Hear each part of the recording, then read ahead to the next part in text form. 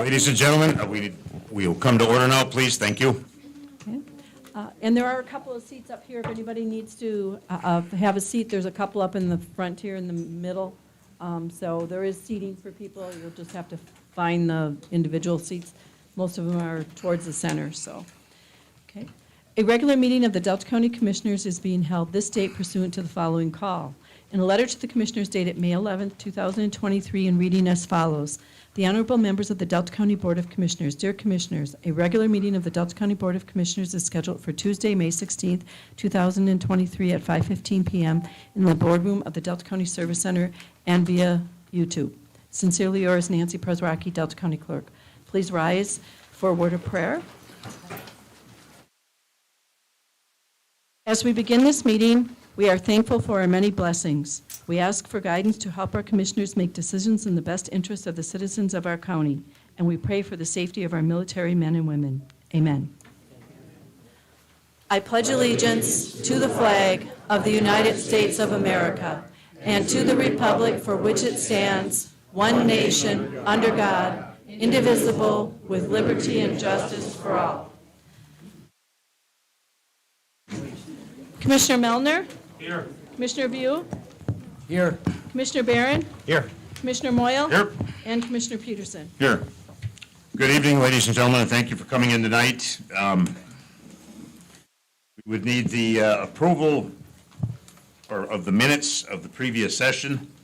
Thank you. Of 5/2/23, 5/9/23, and Committee of the Whole 5/3/23. I'll make a motion to accept the minutes. Second. Okay, I have motion by Commissioner Peterson, supported by Commissioner View. Additional discussion. All those in favor signify by saying aye. Aye. Opposed? Those will be accepted. The approval of tonight's agenda, there are additions to it. So if you would go under new business, please. Item number 13. I did attach to the agenda. On the last page. They're on the last page of the agenda You're talking about? that you're adding. Okay, thank you. I need it quiet in the audience, please. There's enough people in here where just a few people talking might be distracting. Please, we really would appreciate your cooperation with that. So item number 13 would be trust fund grants. Is that correct? Correct. All right, very good. Then item number 14, I guess we don't need a 14 because I see here that we have item number 9 will take care of that. So anybody else with additions? We also have the number 14, the Cooperative Law Enforcement Agreement Forest Service. Okay. Number 15, the resignation of H. Eddington, request to fill dispatch position. Fiscal year 24 MVAA grant application.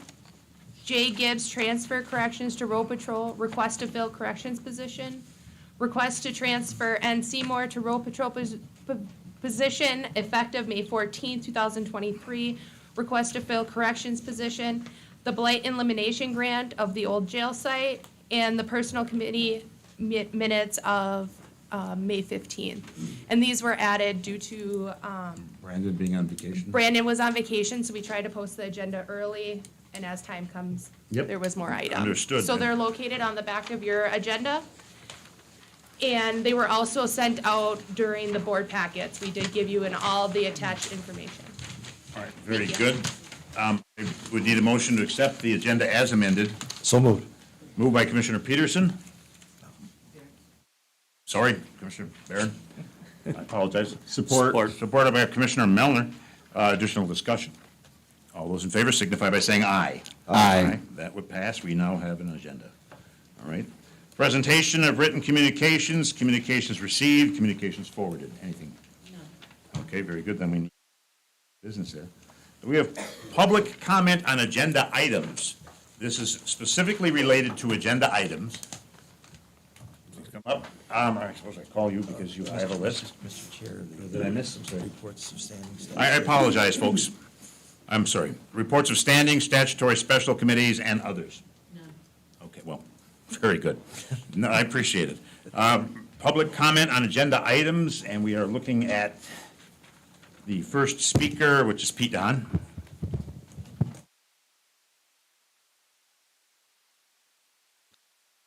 Sir, welcome. What item are you addressing? Good evening, all. I'm Peter from Baldwin Township. I'm addressing item 9. It's my understanding that you stated on the radio, Mr. Commissioner Malner, that That would be one of Moyle, his, I'm sorry, Sorry. Moyle, that one of the new attorney's duties is to rewrite the rules of procedure. I do not know why we have to redo it when we already have one. Besides, you don't follow it anyways. My example, go to Delta County Public Purchasing Policies and Procedures. Sir, that is not an agenda item. You are specific, this is because the attorney is looking at that, doesn't give you carte blanche. I'm specifically holding you to an agenda item. If you have a problem with the attorney, let's talk about that, but so I need you to be more specific, please, not just raking us over the coals. If there's something Excuse me, has to I'm be not on the raking agenda. anybody. You don't need to be talking in the audience. I'm not this raking early. anybody Give me a over. moment, please. I'm sorry. I apologize. I'm not going to argue with you. I'll have the deputy come in and ask you to, if you won't listen to our rules and procedures. Right now, you're interrupting Mr. DeHaan. I apologize. Thank you. You can start over again if you'd like. Well, Time-wise, I mean. as far as the rules and procedures, the Delta County Purchasing Policies and Procedures were not followed, but they were adopted. Okay, so that agenda item is the municipal contract with, or the attorney, and you're off again, please. Keep it to specifically item number 9. There's general public comment too. I mean, which you obviously can talk about whatever you'd like. But this would be his contract. Correct. And part of his contract, from my understanding, is to rewrite the policies. Correct? No. Then you lied? No, sir, you're out of, please, I'm not going to sit here and argue with you. No, I didn't, and I'll be able to prove that to you. Well, my understanding is, Thank you, sir. Have a seat. This is specifically, I'm not going to back off on this. You will not turn this into a circus, all right? Agenda items only. Thank you very much. Next, unless you have something else on the agenda or something about his contract, then no, I'll wait until the public comments. I appreciate it. Okay, Mr. Flurry. Yes, sir. It is. I mean, as far as, Escanaba Township requested to be here, so feel free.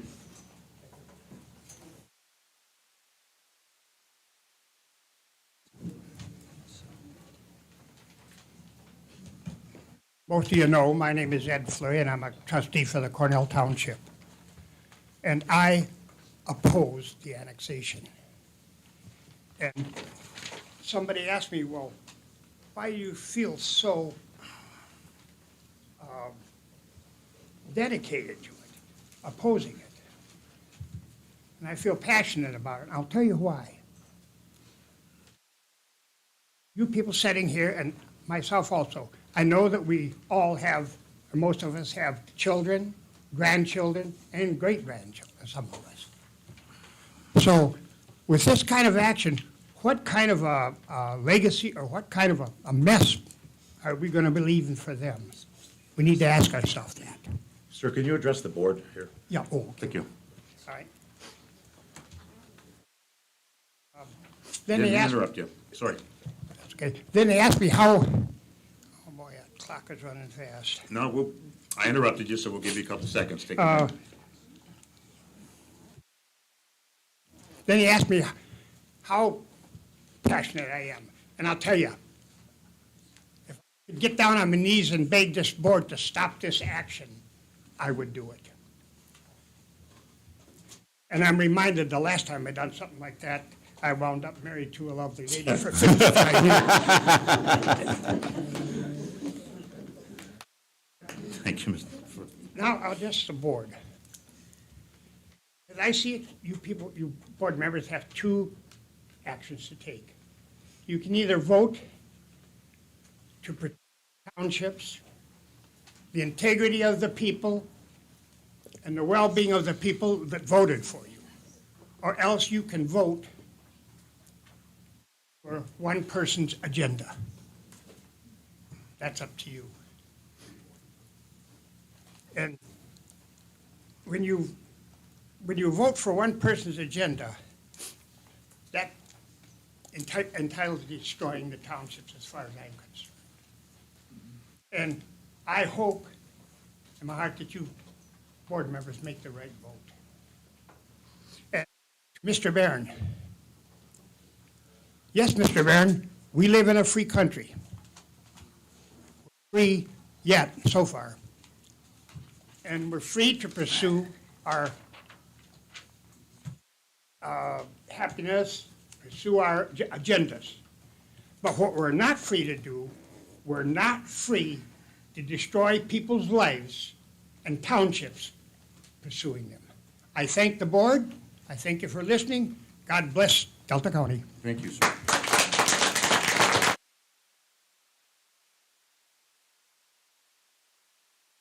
Thank you, Mr. Fleury. Sharon Anderson, please.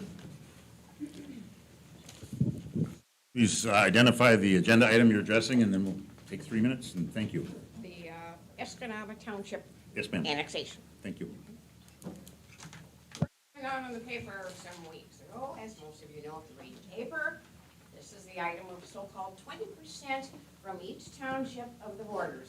That has been questioned in the media to some extent, but I'm not going to address the numbers. What I'm Can you address the saying is- board, ma'am? What I'm saying is this, I wanted them to see, you know, teachers do each other hope what. This is the category, the so-called Cornell, 20% of its population. This is Escanabas Township. Approximately 5 times more people constitute Escanaba Township's 20% ownership. Ma'am, I need you to versus- address us. That's why you're up here. I'm sorry. Folks, I'm going to hold you to that. That's I'm fine, not going to run David. this meeting. Go ahead, David. Thank you. 5 times as many people are going to be shortchanged in the taxation and the benefits to be allocated to them to serve their county needs through taxation and so on. And even though there's some discussion about to what extent, if any, it'll affect the schools, of which I was an employee for 26 years, that's not my issue. My issue is you got 5 times as many people in Escanaba Townships that need the services they are currently getting and may need more. 1/5 of that is all the other number of people in the other township currently have coming, approximately. Are 5 times more people going to join, move in to Cornell to need the services, to take our taxation, our monies for serving the benefits that we need? I think not. Tonight's paper had 2 articles. I don't know how many of you read the paper on a regular basis or how many ever got to it. But tonight, 2 citizens addressed it. One's from Escanaba Township. I guess the other one is too. And the comment was made, some things that the commissions don't want you to know, property value, wildlife, ground life temperature, all goes down if this happens. But the noise level can go up to 45 decibels. Those of you who go to concerts with young people know how they can blast your ears out. Granted, this wouldn't be an overnight sensation, but over time, not only will we lose the money we need for our tax base to support our tax needs, and hopefully it's a growing county, these negative impact can have on our personnel. Escanaba has and should have its township base. All 19,000 extra acres, half of which is the size of our township. We're not willing to let Cornell have it. They don't need it. Thank you, ma'am.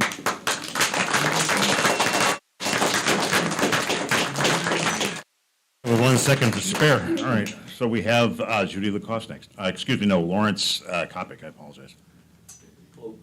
I'm sorry. I screwed that, no offense.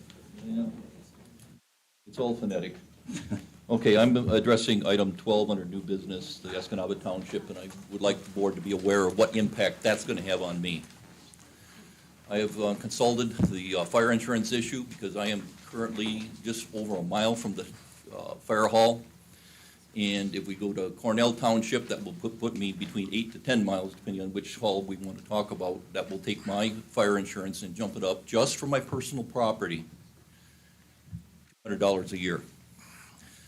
Now, my other commercial buildings will probably be about the same, so I'm looking just from the financial standpoint here, that's gonna be about $400 a year cost for me. I don't appreciate that. I don't understand, I did not sign that petition, I did not have the opportunity to sign that petition. I don't want it. The reason for putting that in, annexing that in, I have absolutely no idea why. Because even for solar, if that's the motivation behind that, most of my property is a north-facing slope, which makes no sense.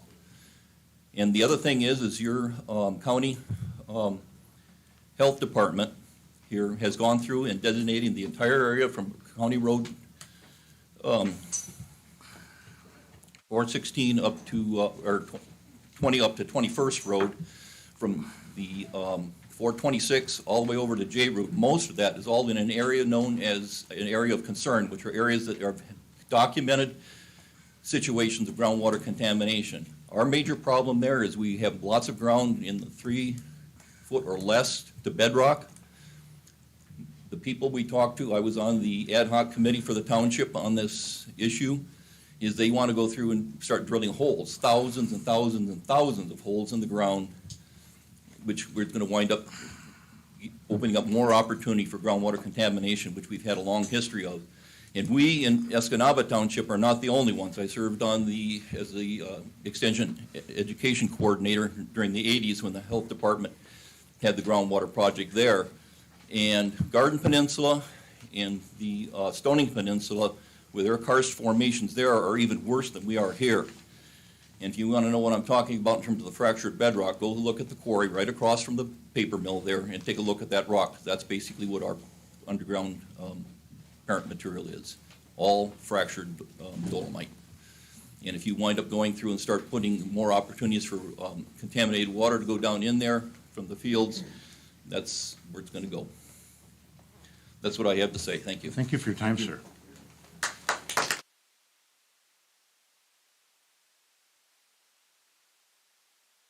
We'd have Judy Lacoste. Okay, I live in this, Judy Lacoste, city of Escanaba.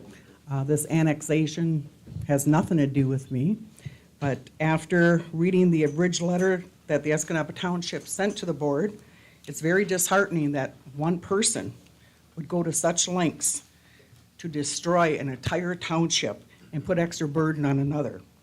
Mr. Barron, who started all this, claims to be a Christian.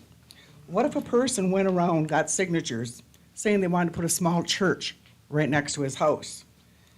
But in reality, they put up a huge cult that took loudspeakers and praised the devil all night long.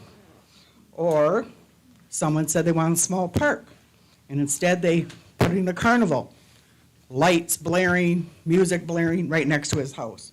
I'm sure he'd be up looking to get some peace and quiet back. Cornell Township, Escanaba Township people should be the ones deciding this, not 5 men. Thank you. Thank you.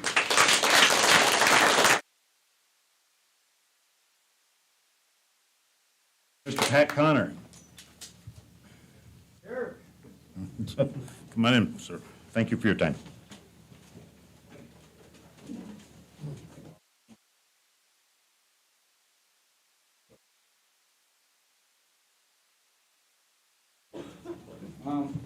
My concern is on the agenda item number 13, Escanaba Township on annexation. From what I understand, one of the board members is going to personally profit from this. I was told that he was going to recuse himself for the vote. But being a former chairman of the City of Escanaba's Planning Commission, that conflict of interest goes for any time this subject comes up, you're supposed to recuse yourself. You know it too. You're not even supposed to talk about it. it's from the ordinance that you picked to do the annexation, read the rest of it. I rewrote every line in Escanava's city ordinance from the day it was written. So I know for a fact, you're not supposed to talk about it at all. When it comes up on the subject item, you're supposed to recuse yourself and not say anything. But from what I hear, that's not happening. You're still talking about it, even though you're supposed to recuse yourself anytime it comes up, because you have a personal interest in it. You know it, and so do I. So from now on, you should just be quiet when that subject comes up. And I'm not, I have something else to say, but it's not an agenda item. Do I have time? I don't know what you're going to say, so go ahead. Well, it's, from what I understand, somebody's trying to recall one of the commissioners for his personal history. But if you're going to go with that, go with the known thief that's also a commissioner. It's public record. It's public record that he's a thief. When I was raised in Chicago, if you lie, you're going to cheat and you're going to steal. If somebody lies, they're going to cheat and they're going to steal.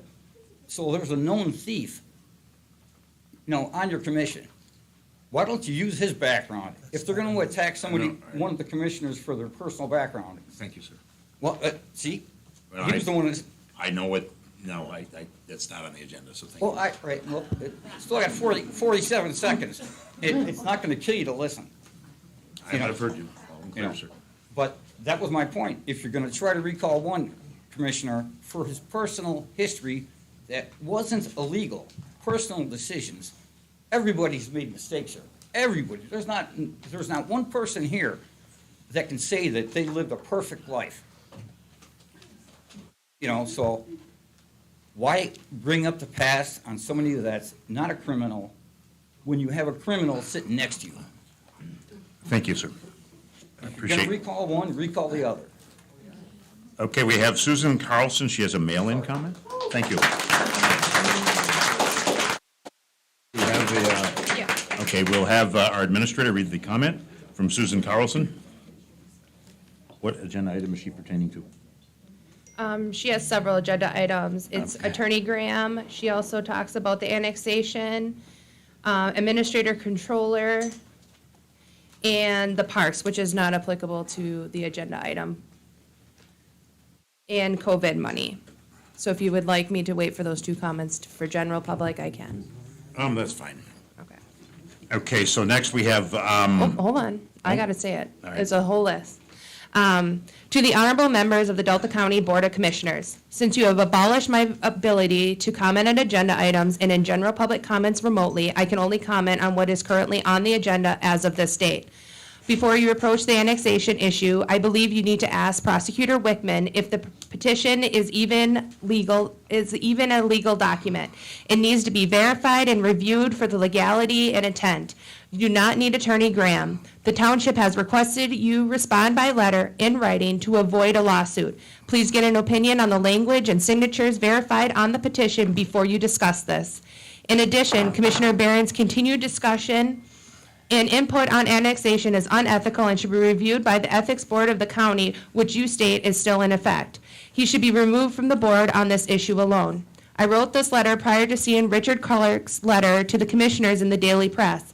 You already have an opinion from an extremely qualified former attorney, and you should follow his advice. In addition, I expect this petition to endure the same scrutiny as the recall petitions that will be submitted shortly. You have hired Ashley Young as Administrator Controller. Will she have time to do both jobs? If not, hire a new controller. You do not need a junior administrator unless you believe you will be replacing Ashley in the near future and you need a replacement available. I can understand why there were only 8 applicants. First, you only allowed 10 days. Second, who would want to have this board as their boss in its current condition?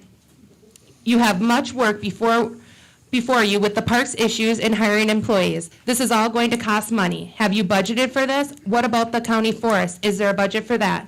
Please be careful with spending COVID grant money, as this will not be available again. Make sure our county is fiscally responsible for it is our future you are working on. Thank you for consideration on these issues. Suzanne Carlson, Wells Township. Very good.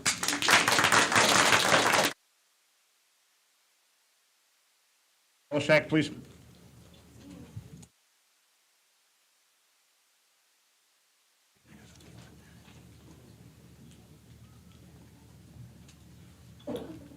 Good evening and welcome.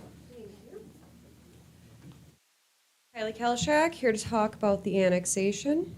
I am in Escanaba Township and wanting to remain there. My family has lived on the Gladstone Bluff since 1910 when my great-grandmother Mary settled with her children.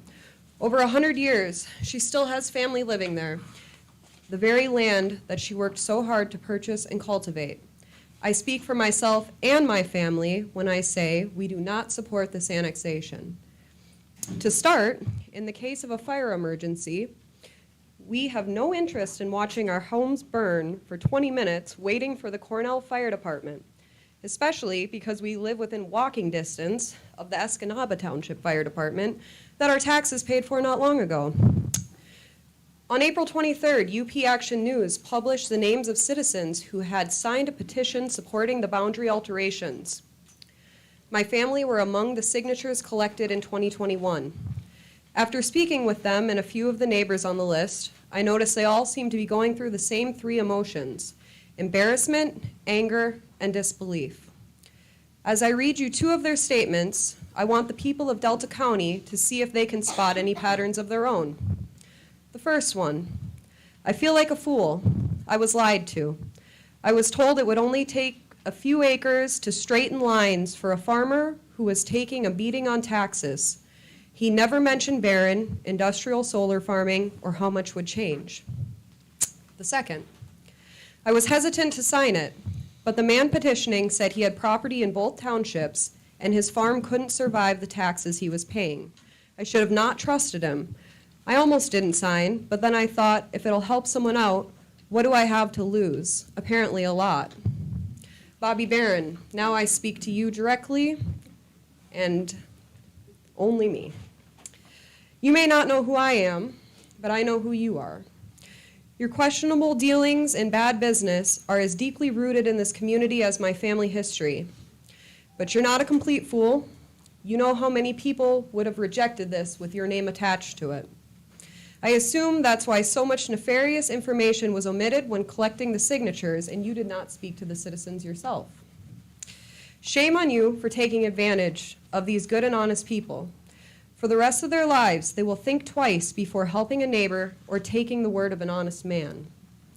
This is not left-wing or right-wing politics. This is pure corruption.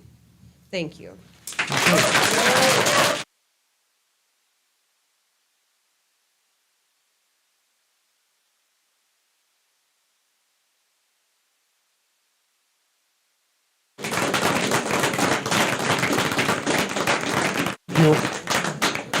Christiana Reynolds, please. I yield my time. The next person can go. Okay, very good. Thank you. Paul, come on.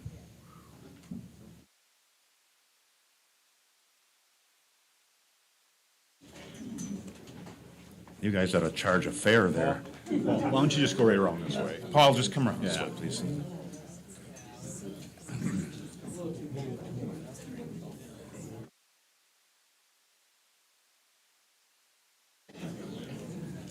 There, Nance. Okay, folks, thank you. Welcome, sir.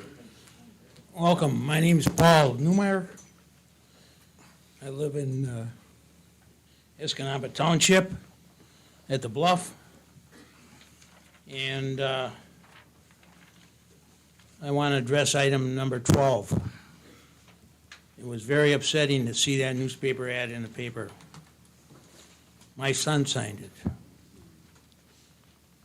He was misled on what the reasoning was to sign that petition.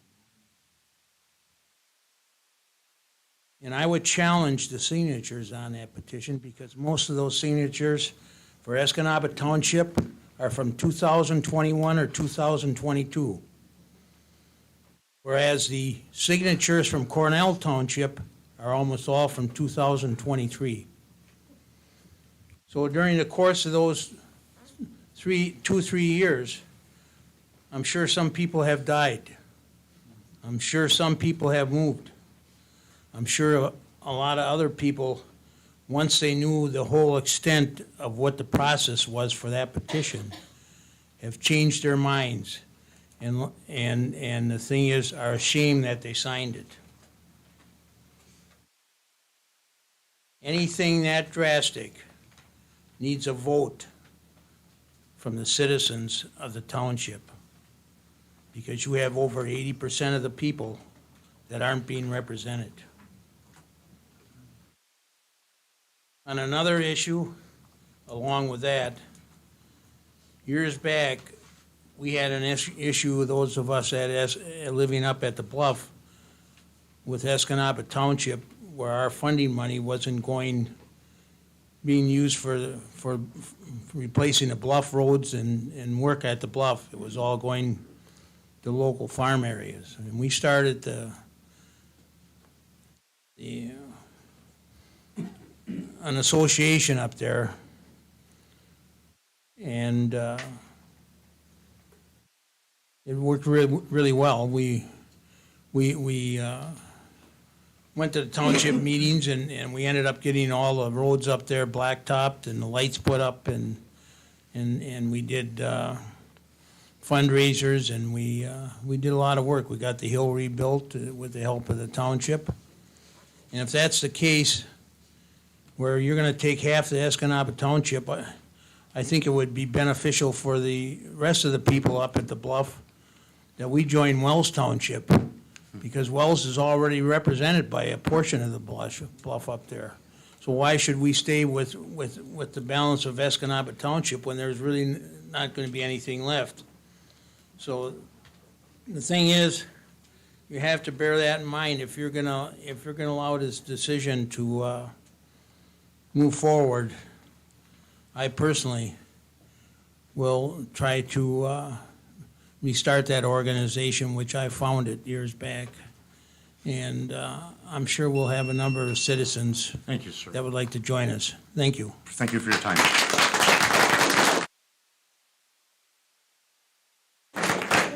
There are no other people signed up, but if you are interested, please step up. Welcome. Someone forgot their glasses here, just so you know. Paul? Christine Glasses Williams, up there? Ford River Township. What? Oh, he was just asking him for his glasses. Yeah, someone left their glasses. Thank you. I didn't want You can start over. I will start. That's time to start it, so take your time. This is under agenda item Parks and Recreation. Thank you. At the April 18th, 2023 Board of Commissioners meeting, I brought forward a concern regarding $478,614.09 that the Conservation District took as an administrative fee from the county parks from 2011 to 2022. Remember, during that time, I had said that the Conservation District was obligated under contract to provide administration in exchange for office space. And also remember, that fee started at $3,500 annually and grew to as much as $75,000 annually. And this fee is in addition to the county appropriation the district was provided each year. What I presented were facts, period. These facts were taken from Conservation District financials and legal agreements signed by the county and the Conservation District. These are not accusations, nor are they information taken out of context. At the May 2nd, 2023 Board of Commissioners meeting, Mr. Mattson said his board asked him to come here to this meeting and set the record straight. Well, Mr. Mattson spoke for 27 minutes, and he sure didn't set any record straight. The question I asked regarding these funds is quite simple. What was that administration fee used for, and was it used for administration or something else? Although I am not afforded 27 minutes, I do have 3, so I will use the rest of my time to tell you at least what happened to the finances in fiscal year 2022. During fiscal year 2022, the administration fee was $72,114.09. This fee was split into 2 transactions within the district's finances. One transaction was for $35,000 and was transferred from the parks into the Conservation District's checking account and labeled incentive pay for employees. Of that $35,000, $10,000 went to Holly Moss, $10,000 went to Steve Wary, and $15,000 went to Rory Matson. The second transaction was the remaining $37,114.09, which was transferred from the Delta County Parks into the district accounts, operations account, labeled 10% of fiscal year 2022 income. This means the district took 10% of the profits from the parks to keep for themselves, even though the contract did not allow for this. Remember, the district's ability to keep 10% of the profits was only added to this current 2023 contract. This keeping of profits was not in any previous contract.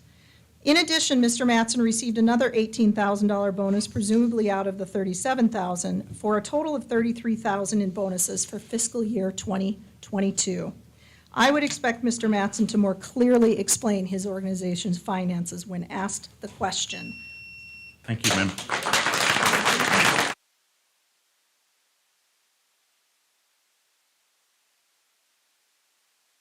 Please for agenda items.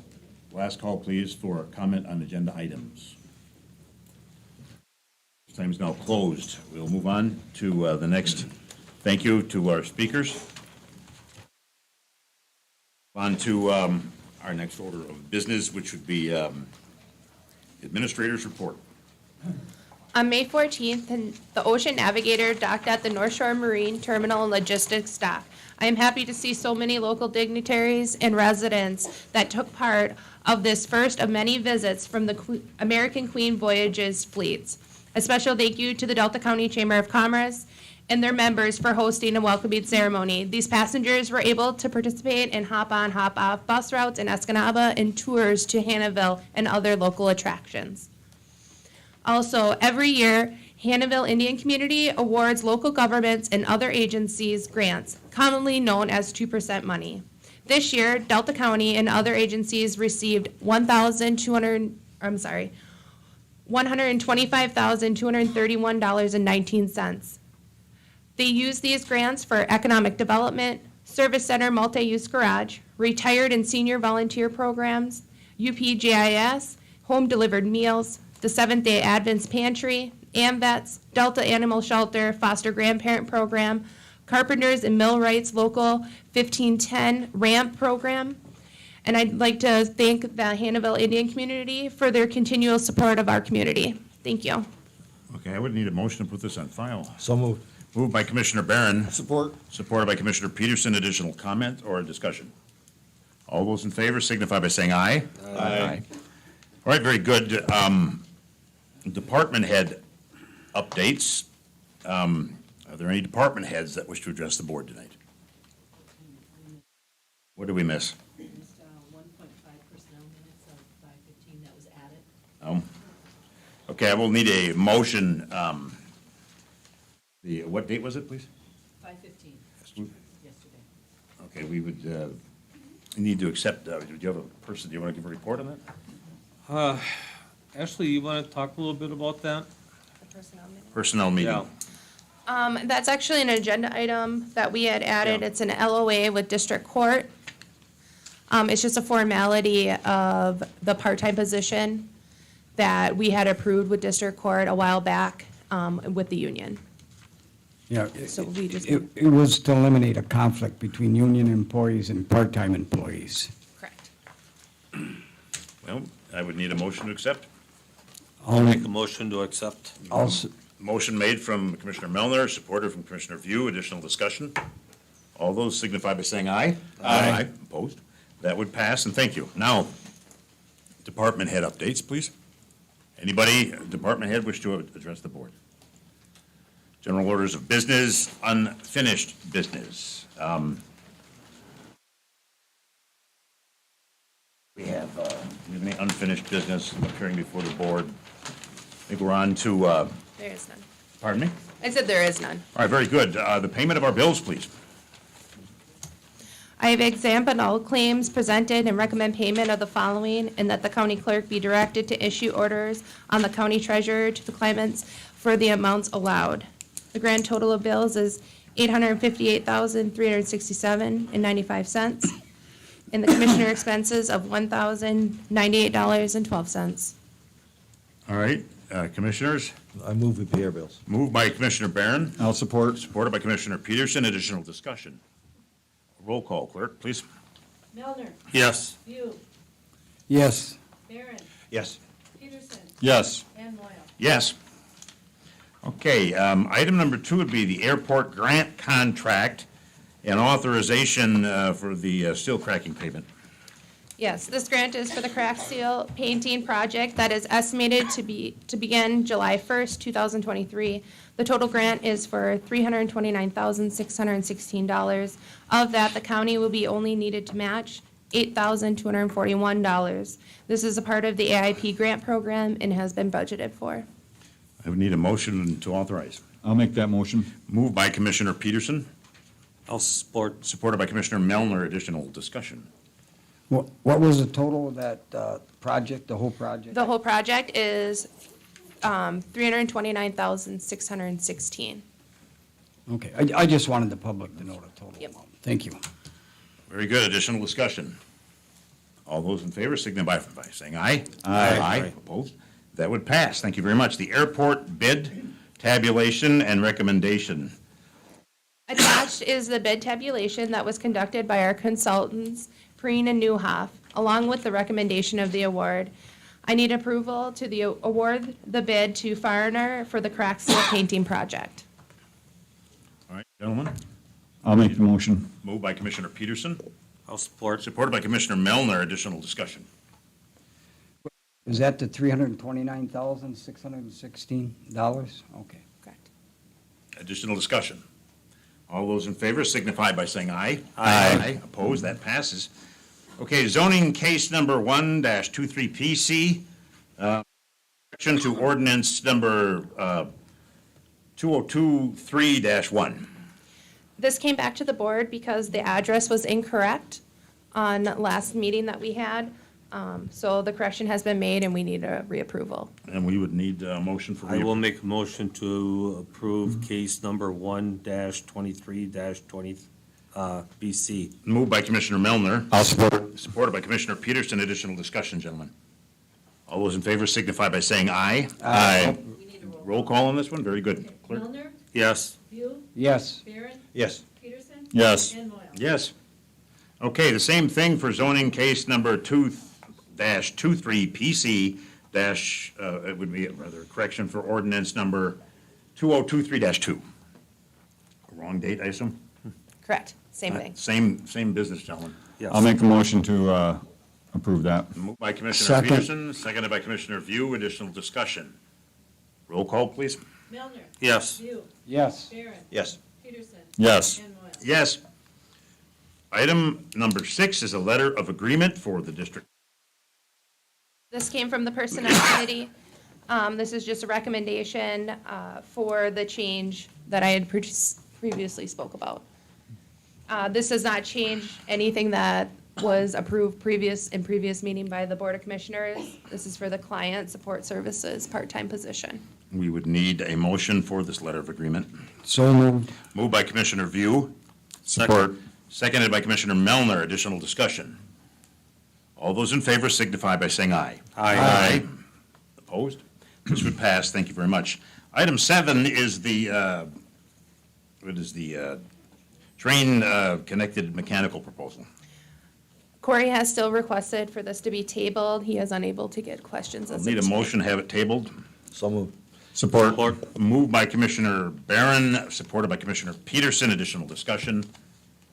All those in favor of tabling this signify by saying aye. Aye. Opposed? This item is tabled. Okay, number 8 is the claimed realignment position, the Chief Deputy County Clerk, and special conference. The Personnel Committee has approved the realignment position of the Chief Deputy County Clerk, and we would like approval here at the full board. She will be moving, the position will be moving from a grade 12 to a grade 13. The additional cost of the county would only be $2,500 a year, estimated, plus or minus. And the reason for that is the state of Michigan came out with a new law. Yep, the clean slate, Yeah, or set the clean aside. slate. So it really adds a lot more work onto the Department. on the department and the chief deputy. So I will make a motion that we approve this. Thank you, Commissioner. Moved by Commissioner Melner. Second. Seconded by Commissioner View. Additional discussion. I think it's another good step in trying to get our people what they deserve.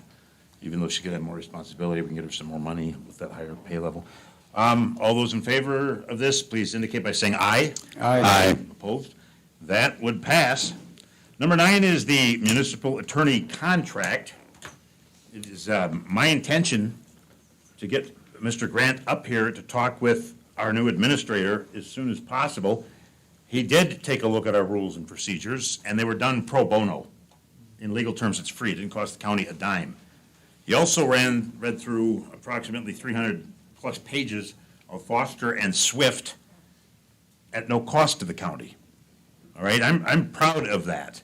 And so he's not going to engage in anything that is going to be wrong. He will take a look at the rules and procedures, and he will submit us with a recommendation.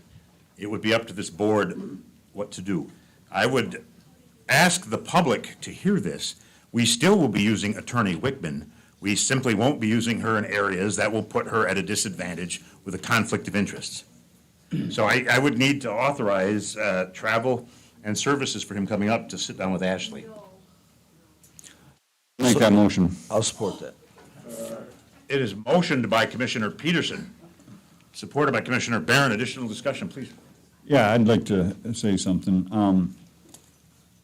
I believe that our administrator, Ms. Young, has talked to MMRMA about the risk of having another attorney come in. And I also spent some time on the phone with Mr. Graham. That you weren't charged for. I was not charged for, correct. This will not void our insurance.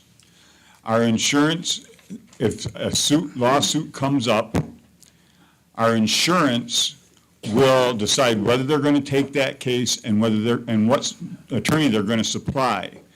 This will not affect our insurance at all, having him. So we don't risk that. He is going to give, and I guess I misspoke last week when I was talking that it wasn't for frivolous lawsuits.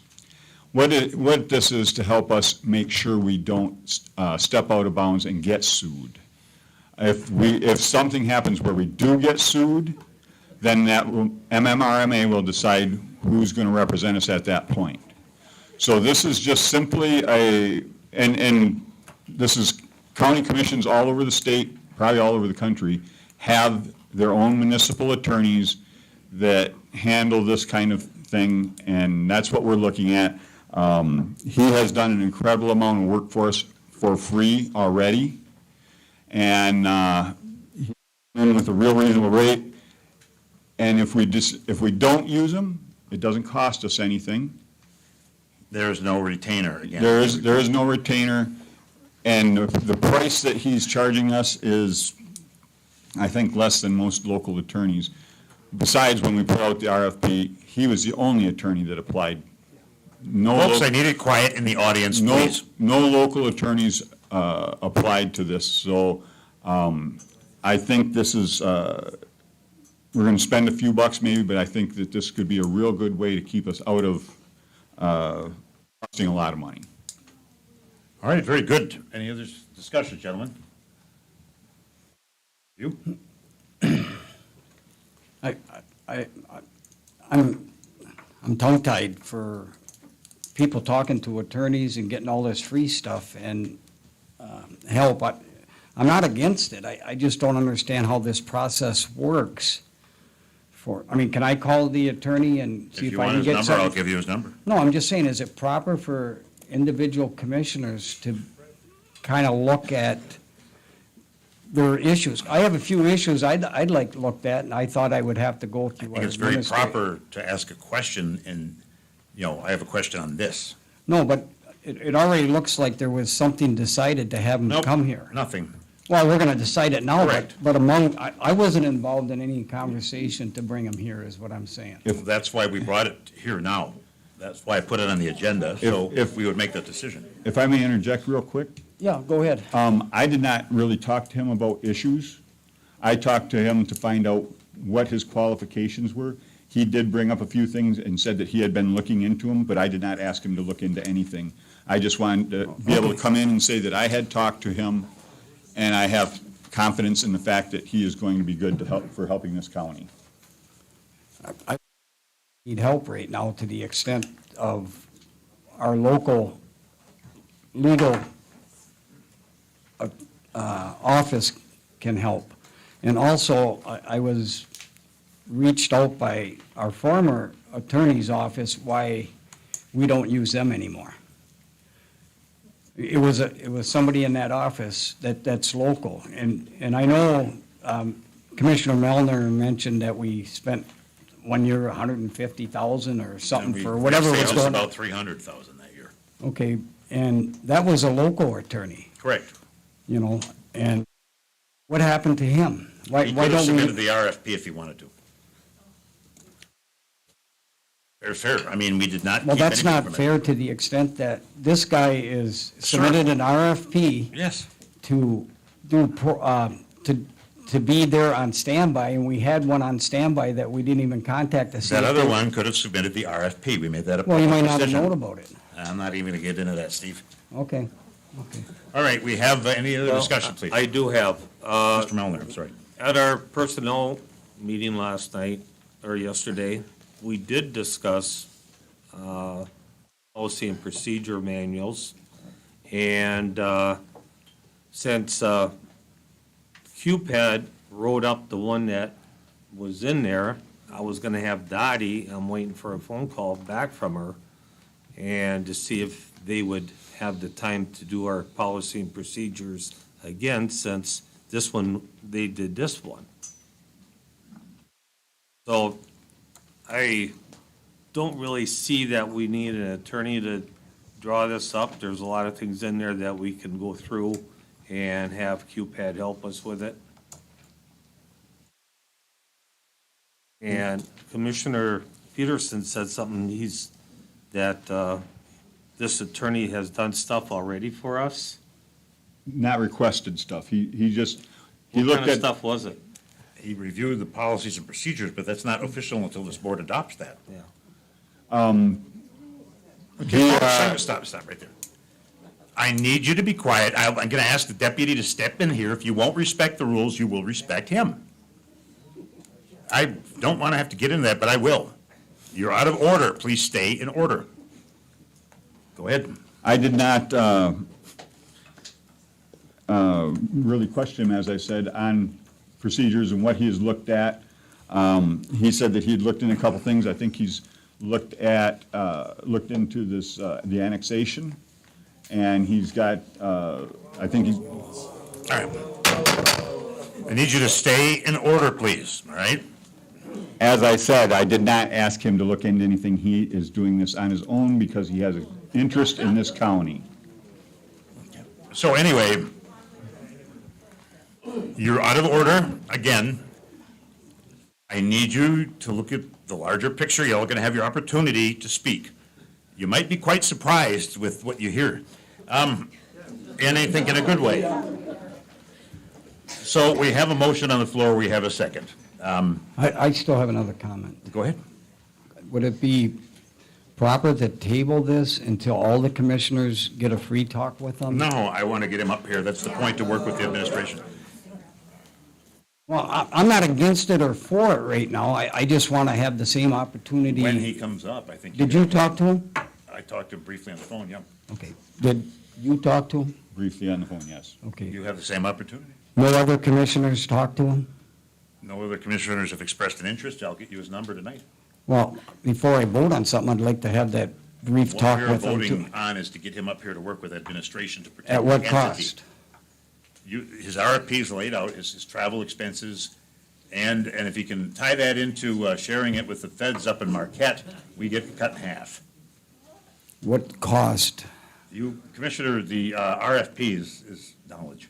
I don't want to misquote because I don't have it in front of me. Just ballpark. About $195 an hour for municipal attorney, which is cheap. Okay, and that, is that travel time and everything else? No, the travel time is separate. Okay.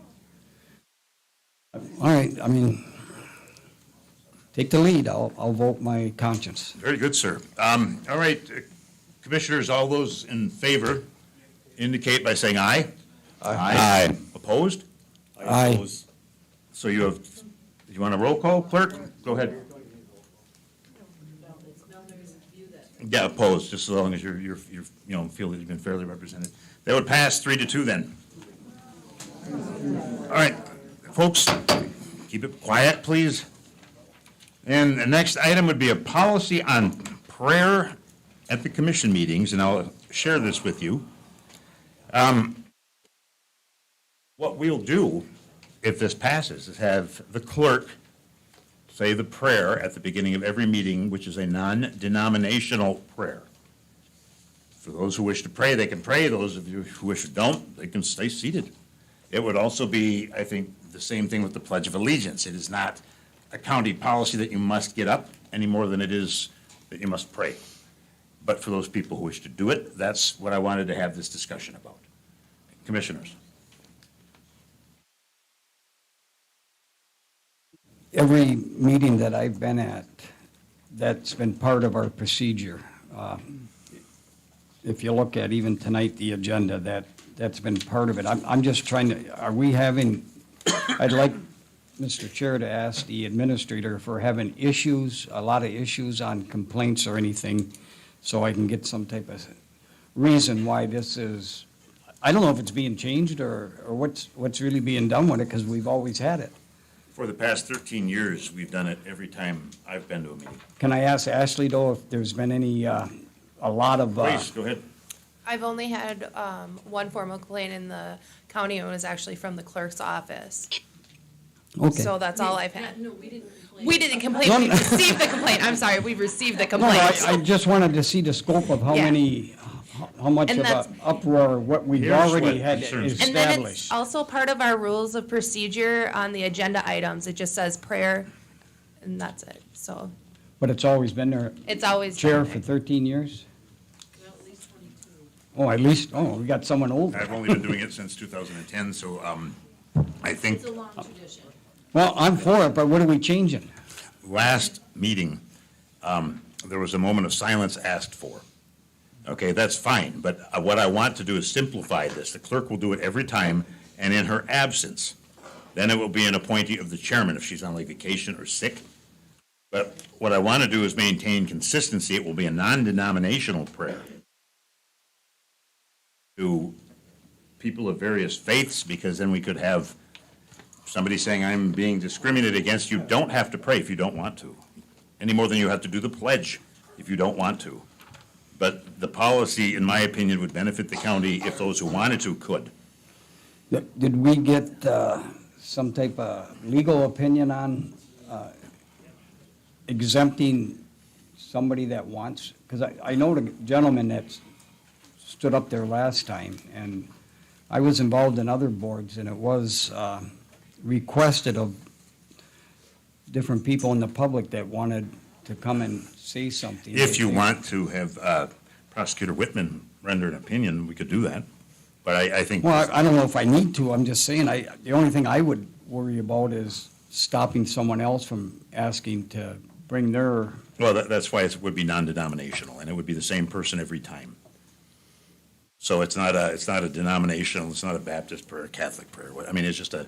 okay, I mean, I didn't mind a moment of silence, and I Sure. was And I kind of think- overtaken that we did something after that, because that was his way of letting everyone know, get Of your- course, and had I known about that, I might have felt differently, but I simply Okay. looked at, I didn't have a problem with what he did. I do have a problem if we have people in here who wish to pray and can't. I've got a big problem with that. And so if somebody doesn't Okay. want to pray, I don't have a problem with that. Okay, so do we have any other comments, any other questions? He's getting into the ice. Okay. All right, all those in favor signify by saying aye. Can we read the motion again? I want The to, motion would be that it shall be the policy of the county board to have our parliamentarian, the county clerk, do a non-denominational prayer at the beginning of every meeting, followed by the Pledge of Allegiance. Those persons who do not wish to pray or do the pledge do not have to stand or engage. okay. I'll make that motion. And I'll support it. I have a motion by Commissioner Peterson, supported by Commissioner Barron. Additional discussion, please. All right, clerk, roll call, please. Milner, Yes. View, Yes. Barron, Yes. Peterson, Yes. and Moyle. Yes, thank you. Okay, we have the contract for the county administrator. There has not been a finance and/or personnel meeting set, so this item is being requested to be tabled. So we are going to need a motion to table. So moved. Moved by Commissioner View, and then supported by Commissioner Barron. All those in favor of tabling this item signify by saying aye. Aye. Opposed. Very good. Now, Escanaba Township Association, talking about the annexation issue. Can we have a representation, please? You asked to be on the agenda, and we would like to welcome you. Yes, Kim Knopf is the treasurer for Escanaba Township. She would like to speak to the board You about come the prepared, I annexation. I would like to make a comment first, please, if I could. Go ahead, Commissioner. On the annexation. I would like to move that Commissioner Barron is not able to participate or listen to what we have to say here today. No, this is, I did a lot of research, and I don't know if he would recuse himself. I would ask him if he would now, and I would actually ask him to leave the room, because it would be an unfair advantage in his position to be able to go back and get the train of thought of where we're going as a county or as a township. So right now, I would ask Commissioner Barron if he would recuse himself until this discussion is over. You can certainly ask. I just did. I know, sir. I'm acknowledging that. You asked in a motion. We need a support. I'll support. Okay, I moved by Commissioner Barron, moved by Commissioner View, supported by Commissioner Melner, that Commissioner Barron recuse himself and would leave the room. Additional discussion. It speaks for itself. It's just, Commissioner Barron, I would like to make, him to speak to us on what his thoughts are. And I'm not trying to implicate something that isn't there. I just don't think it's proper. He has a presumed benefit under the direct vote of this. Even if it doesn't come to us, it's still being planned right now. This is like, and I think the interest is well documented. I cannot force him to leave the room, but I respect what you're saying. And as my folks, please, this is not based on friendship for me, so I would, you have additional discussion. Well, I would like the parliamentarian to read conflict of interest of our board so that we can make a value judgment on the rule of policy on voting the recusing of Commissioner Barron.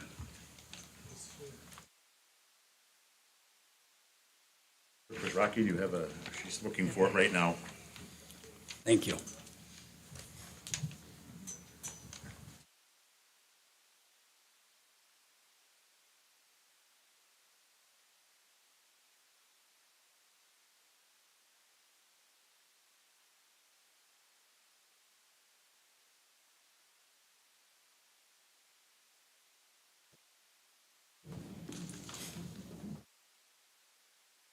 I appreciate your patience, folks.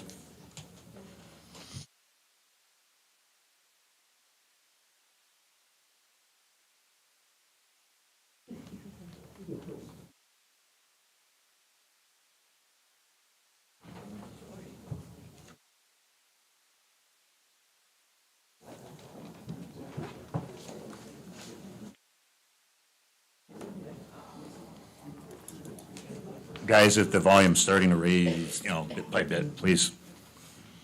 I understand.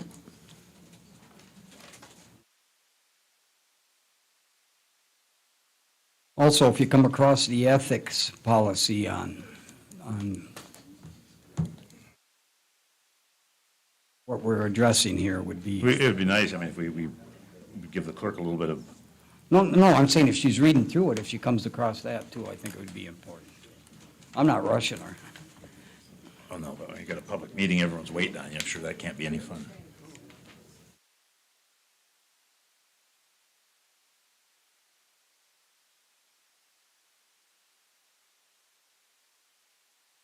Is there any additional discussion when the clerk is waiting or looking for this by this commission? Any questions?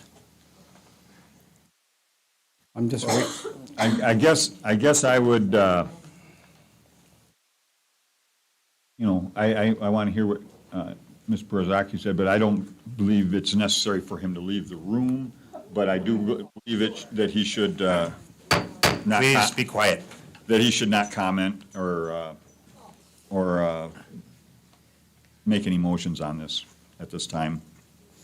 That's my feelings. Clerk, have you found anything? I'll reiterate something too. It would be like me sitting I'm the plaintiff and I sit into the defendant's attorney's office while we're looking at how to decide to move forward. It's just an opinion. Point clear. That's not a fact. I don't believe we're moving anything on this at this time. We have We're received listening no to what application. the township has to say. We haven't got the application yet, so there'll be no decisions made tonight anyway. It's just a presentation. And I'll state again, it's irrelevant. It's still All right, let me movement chime in, forward. gentlemen. And I wasn't able to I expected this coming, honestly. I figured it was going to come. I figured you would. And I have it all am- prepared. I am sworn to protect the entity, which is Delta County. And so I'm suggesting to my friend that he recuse himself, but I can't force that. You can vote that, though. Don't believe you can vote that. I believe you're correct. And also, if you're hearing about a presentation from them that you have not gotten any information from, as far as officially for the application for annexation, it won't for 5 weeks. Also, Mr. Molnar, Commissioner Molnar and Commissioner View both 2 weeks ago said they were against annexation, so should you recuse yourselves on that same point? Okay, guys, last chance. I'm going to bring the deputy, and I can't argue with a crowd of people. It's just not going to happen. Listen to what the commissioners are saying. We will make no vote tonight. Well, my main concern of bringing this up, it's not against any one individual or Escanaba Township. Understood. Well, let me finish. And it's not against the betterment of the county. It's 5 weeks from now, we'll have this issue addressed. It's because I can see 5 weeks from now, even if it doesn't come, but the potential is there. And I would like this addressed today, so we don't run I into. don't think you're wrong, Commissioner. I don't think you're wrong, right? Well, I don't know if I'm right either. I'm just, my gut feeling That's why right we're now. having a discussion, but the point is will, Commissioner Barron, would you want to address this? Or this is coming, so we'll, This is an item on our agenda tonight. And the accusations, this one about that I'm the prosecutor, so I'm gonna be in the defendant's chambers is ridiculous. The evidence or anything has not been brought forth whatsoever. We need to hear what they have to say, and I plan on participating. all right, very good. There's no vote tonight. I can't force the man to leave the room, all right? Can you please stay quiet in the audience and listen to what is said by the board before you render an opinion of disapproval? All right, please welcome. We're done talking about this. You may have the floor. I thought we were waiting on a. No, we're done talking about it. He won't leave. I can't force him to leave. Okay? Yeah, but we have a motion and a vote. Thank you. All right, you want to? Don't we have a motion and a Yeah, second? you're right. We have a motion on it. Okay, and then you You also, want it? Okay, listen up. All right, I'm going to, stop for a second. I'm going to recess this meeting for 5 minutes. You want to use the bathroom? Use the bathroom. You want to get a drink of water? That's up to you. All right, we'll be back in 5 minutes.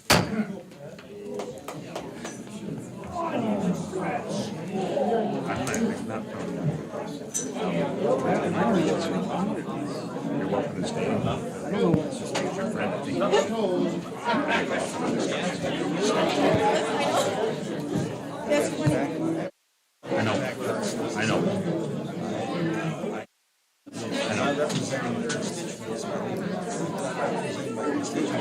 by sitting here silently, especially as a tax rate. And so I have no plan. I know. I'm more not participating. We are discussing. I wasn't elected in Washington. Okay, I gotta talk to you. No, I'm not giving you, I'm not telling you. No, man. All right, I gotta talk to the deputy. Yeah, he can make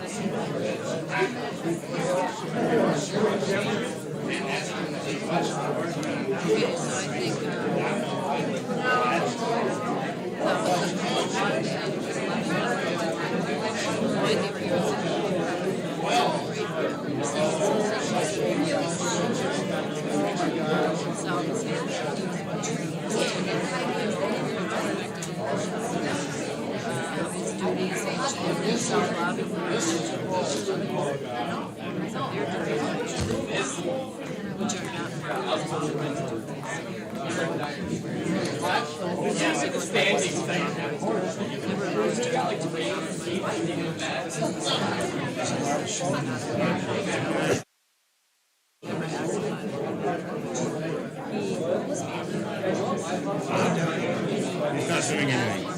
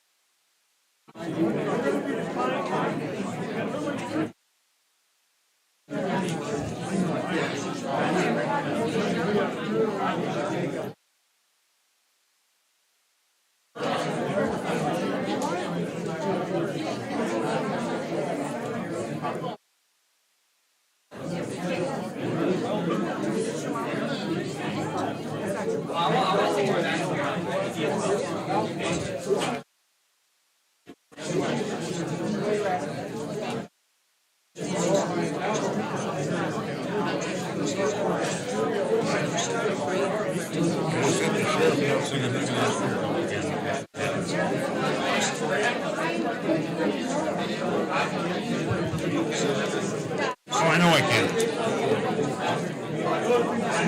He just told me he didn't like the way that I know what cops are capable of doing. All he's got to do is come here and bark and just kind of wants to be quiet. And they'll shut up. I know he did. But I'm not gonna.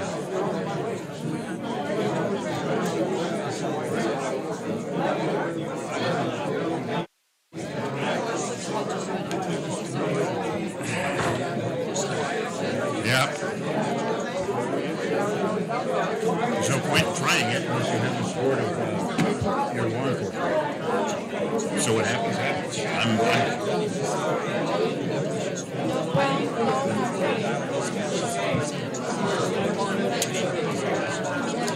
That's going to be my next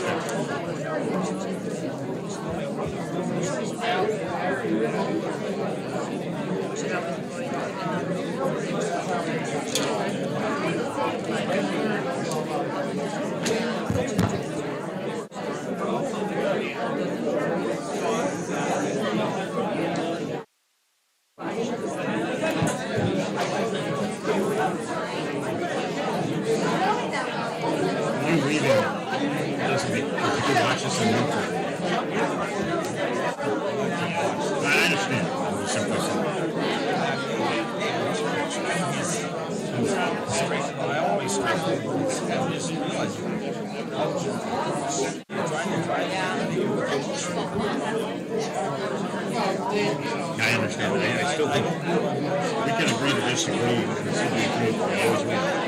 I think you should recuse yourself, but I'm not going to make an issue of it. that would be like trying to, I mean, I understand why you're doing it. $74 not labor. $197. You've got 500. Being in here, talking about an issue that we haven't even received the application yet, it's not a conflict of interest. But, you know, to stay above the fray, you know, if the board votes, you know, if that, you know, I understand what you're saying, but we're not gonna, the Dems are using this as a way to attack the board.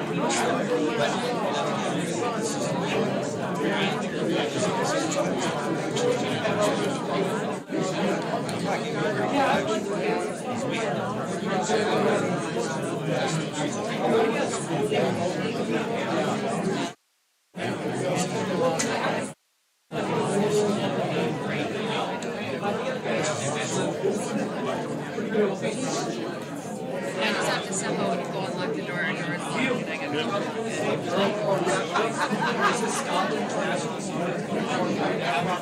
Yep. It's delicious. It's not airline, it's like 23 grams.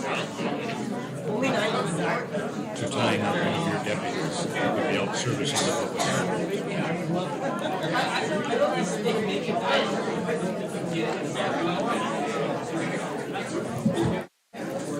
Ladies and gentlemen, another couple of minutes, please. If you need to use the bathroom, go ahead and use the bathroom.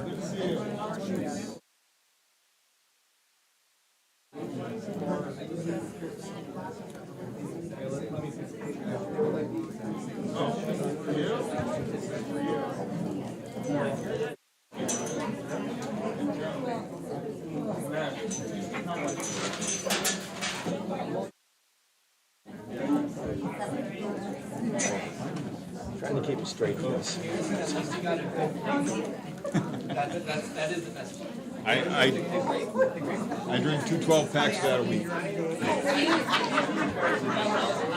what? Done it. Me too. All right, ladies and gentlemen, let's return to order, please. You're missing a commissioner. We'll wait for commissioner view, but we're going to start returning, so please, we'll wait for Mr. View to pop in, and Ashley's coming back.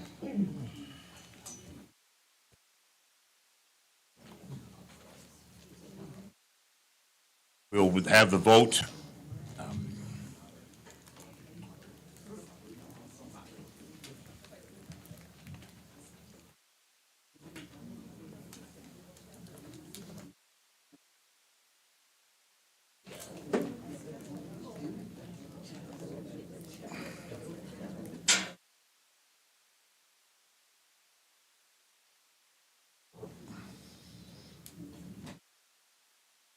So we have Ashley back.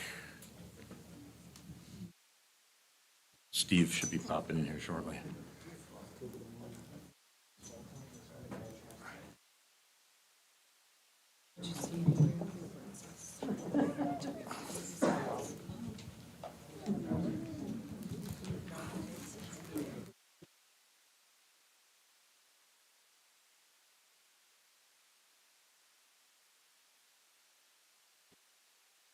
Steve doing?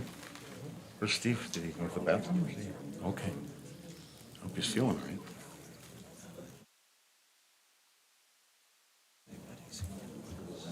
Ooh.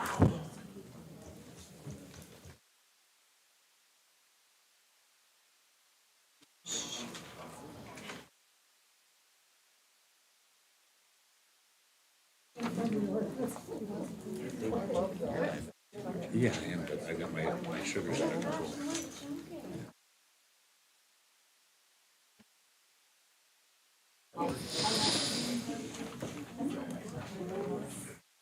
Okay, Commissioner?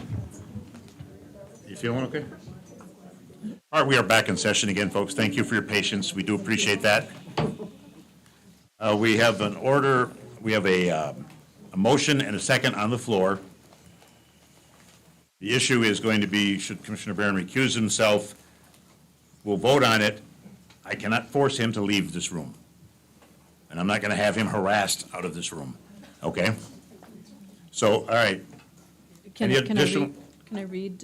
Yes, He did have a please. question. Very So good. it's not in your regular rules of procedure, but Ashley did have it in the policy, the ethics policy. So under ethics standards, we have standard 1001, avoid the appearance of improper influence and refrain from ever receiving, soliciting, or accepting gifts, gratuities, favors, or anything of value for himself, his family, or others which is intended or has the appearance or effect of influencing the performance of his duties, and should never hold himself lobby nor attempt to influence others in the performance of their duties by any means which are not part of his authorized duties.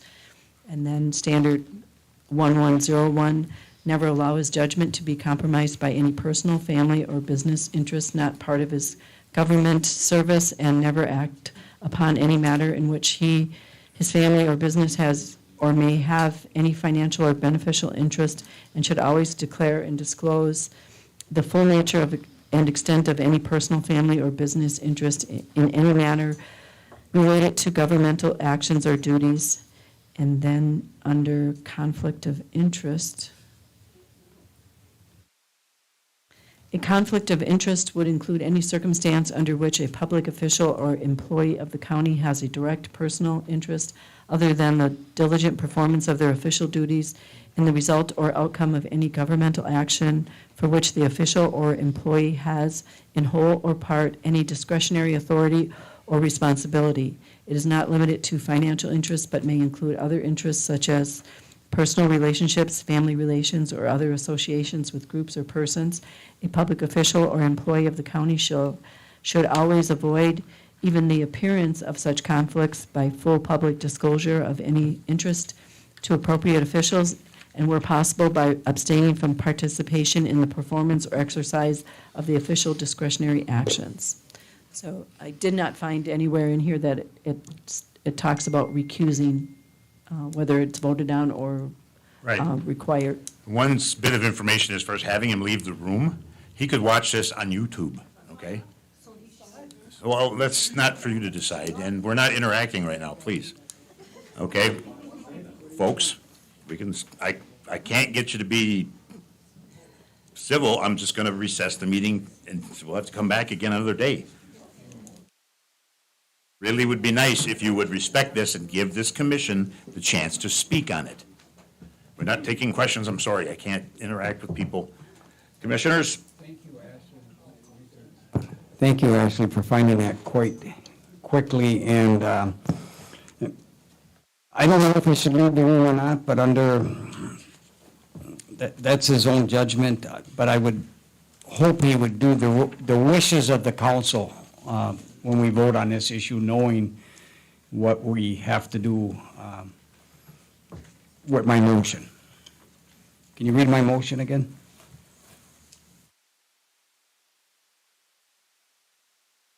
Moved by Commissioner View to ask Commissioner Barron to recuse himself until discussion is complete.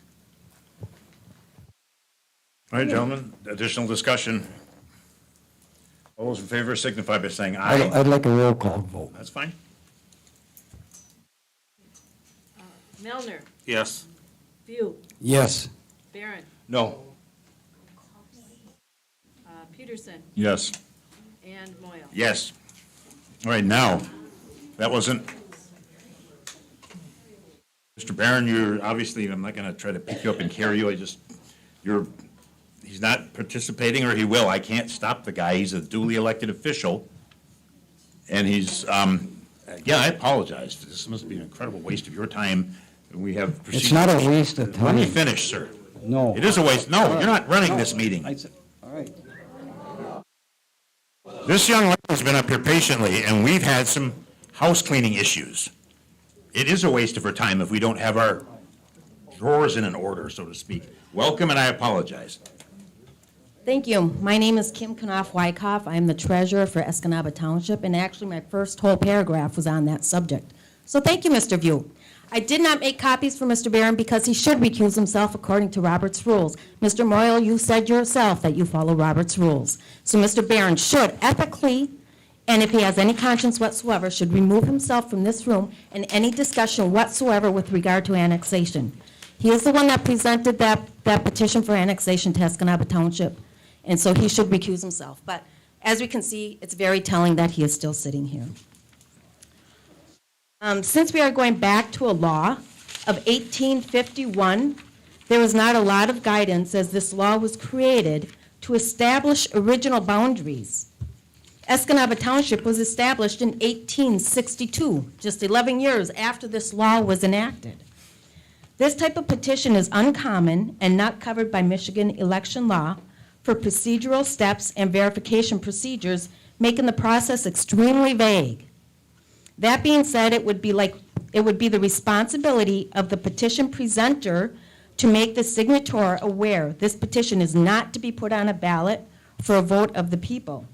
Virtually no one signing this petition had the understanding this was only going to be voted on by the Delta County Board of Commissioners as the final decision. Again, it would be the responsibility of the person requesting a neighbor to sign this petition to make the signer aware of this. We are talking about annexing half of Escanaba Township.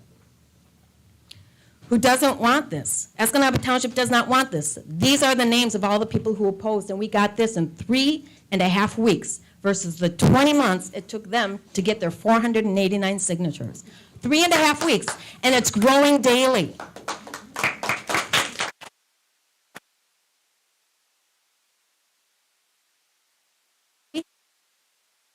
Township, and we will continue to have a good rapport with Cornell Township. However, they don't want this to happen, nor does Escanaba Township.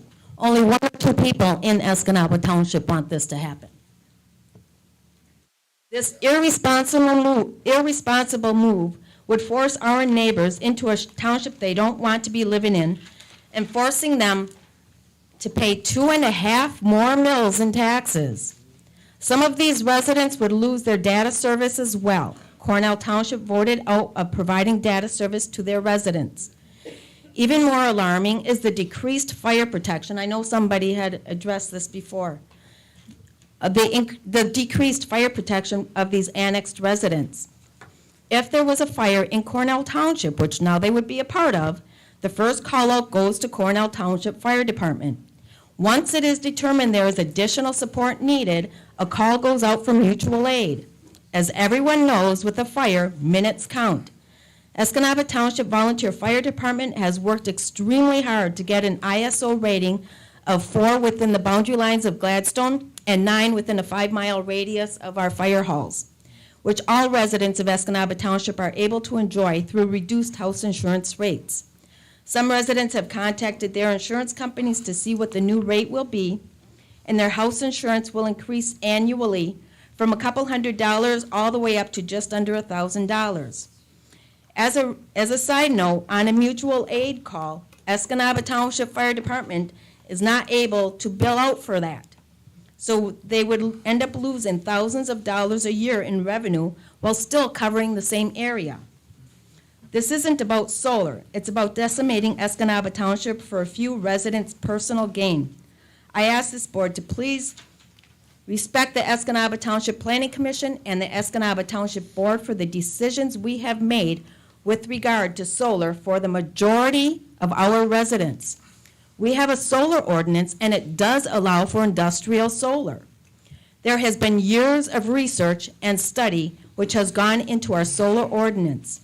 We have talked with the experts and professors from U of M and Michigan Tech to be able to make an informed decision on this matter. Please respect that.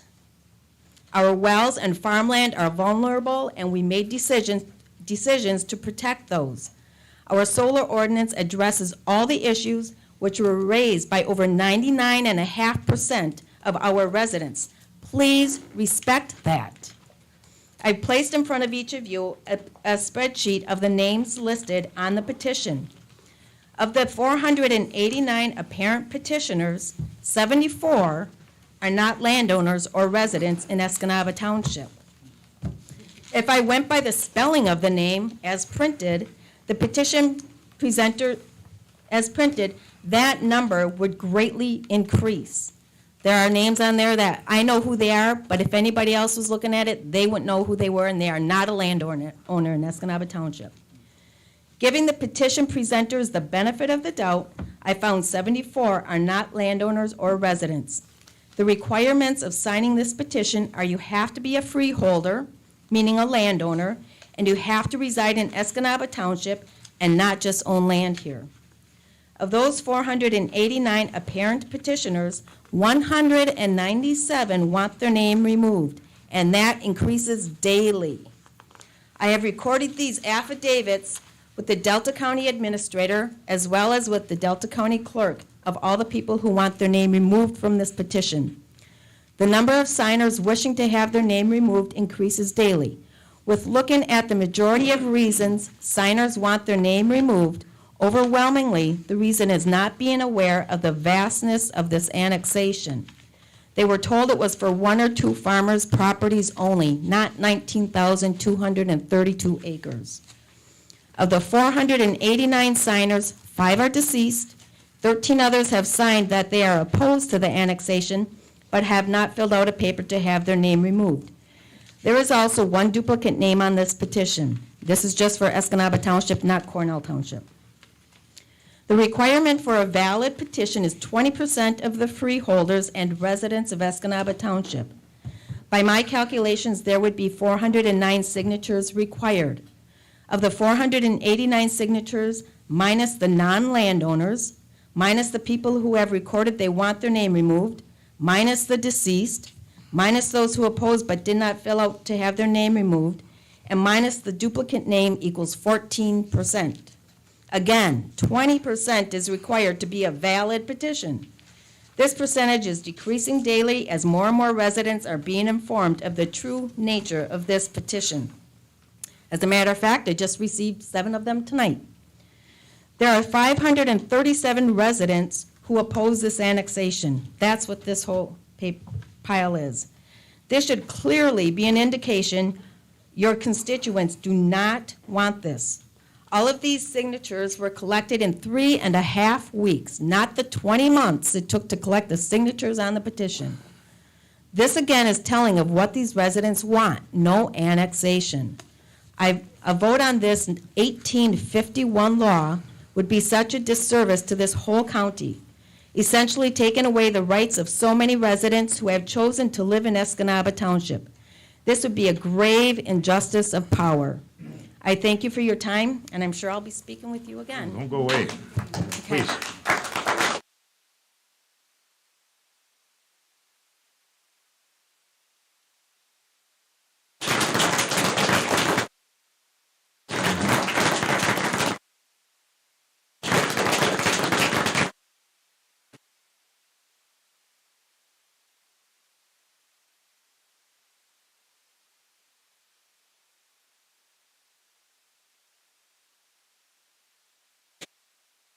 If you couldn't tell, they approve.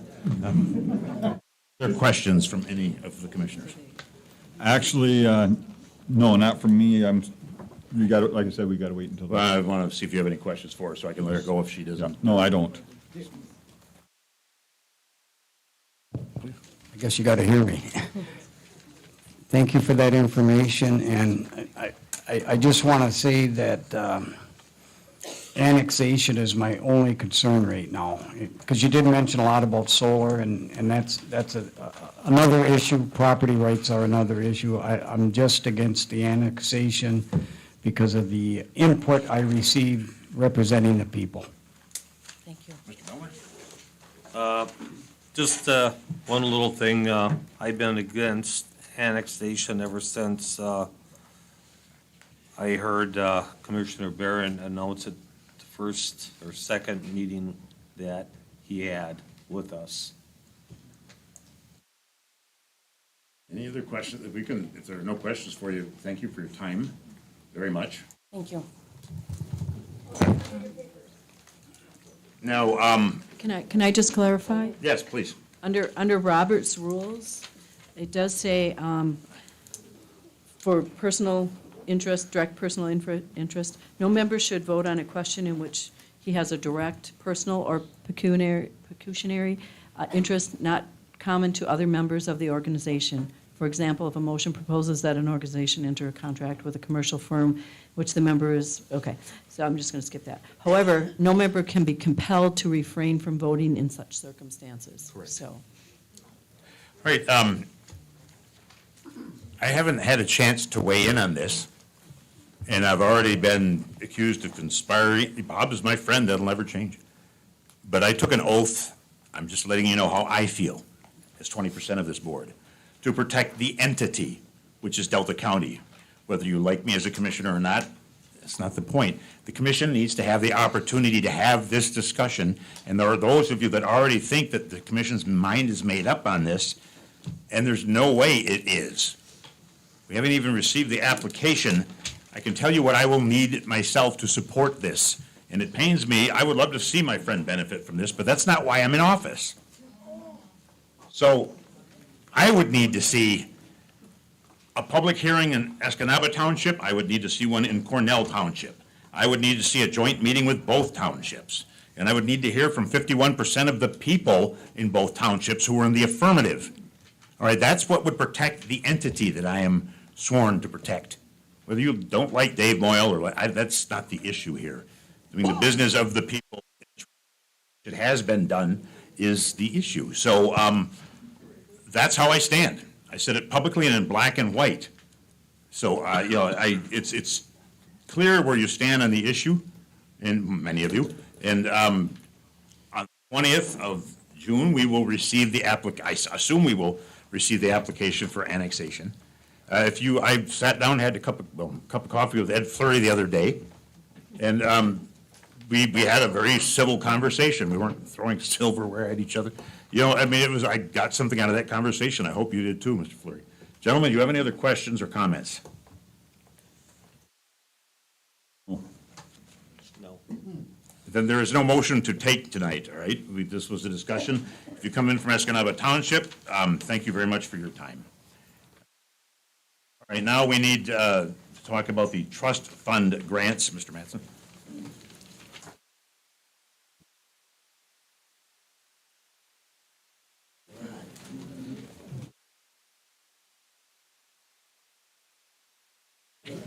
Guys, we still got a meeting, please. Please, sir. Say when. Okay, there's a couple issue that's going on with the Michigan Trust Fund grants. As you well know, there was one put in by Delta County for a brand-new campground and ORV park up at Rapid River. That one was done before COVID hit. Because of the short time before COVID hit, that could not get moving. The year after, the UP State Fairgrounds, who is also under the county recreation grant for trust fund, applied to get 2 bathhouses, restrooms, one in a new campground that's to I guess it'd be the south of the fairgrounds, and the other one within the fairgrounds. So I want to speak on all 3.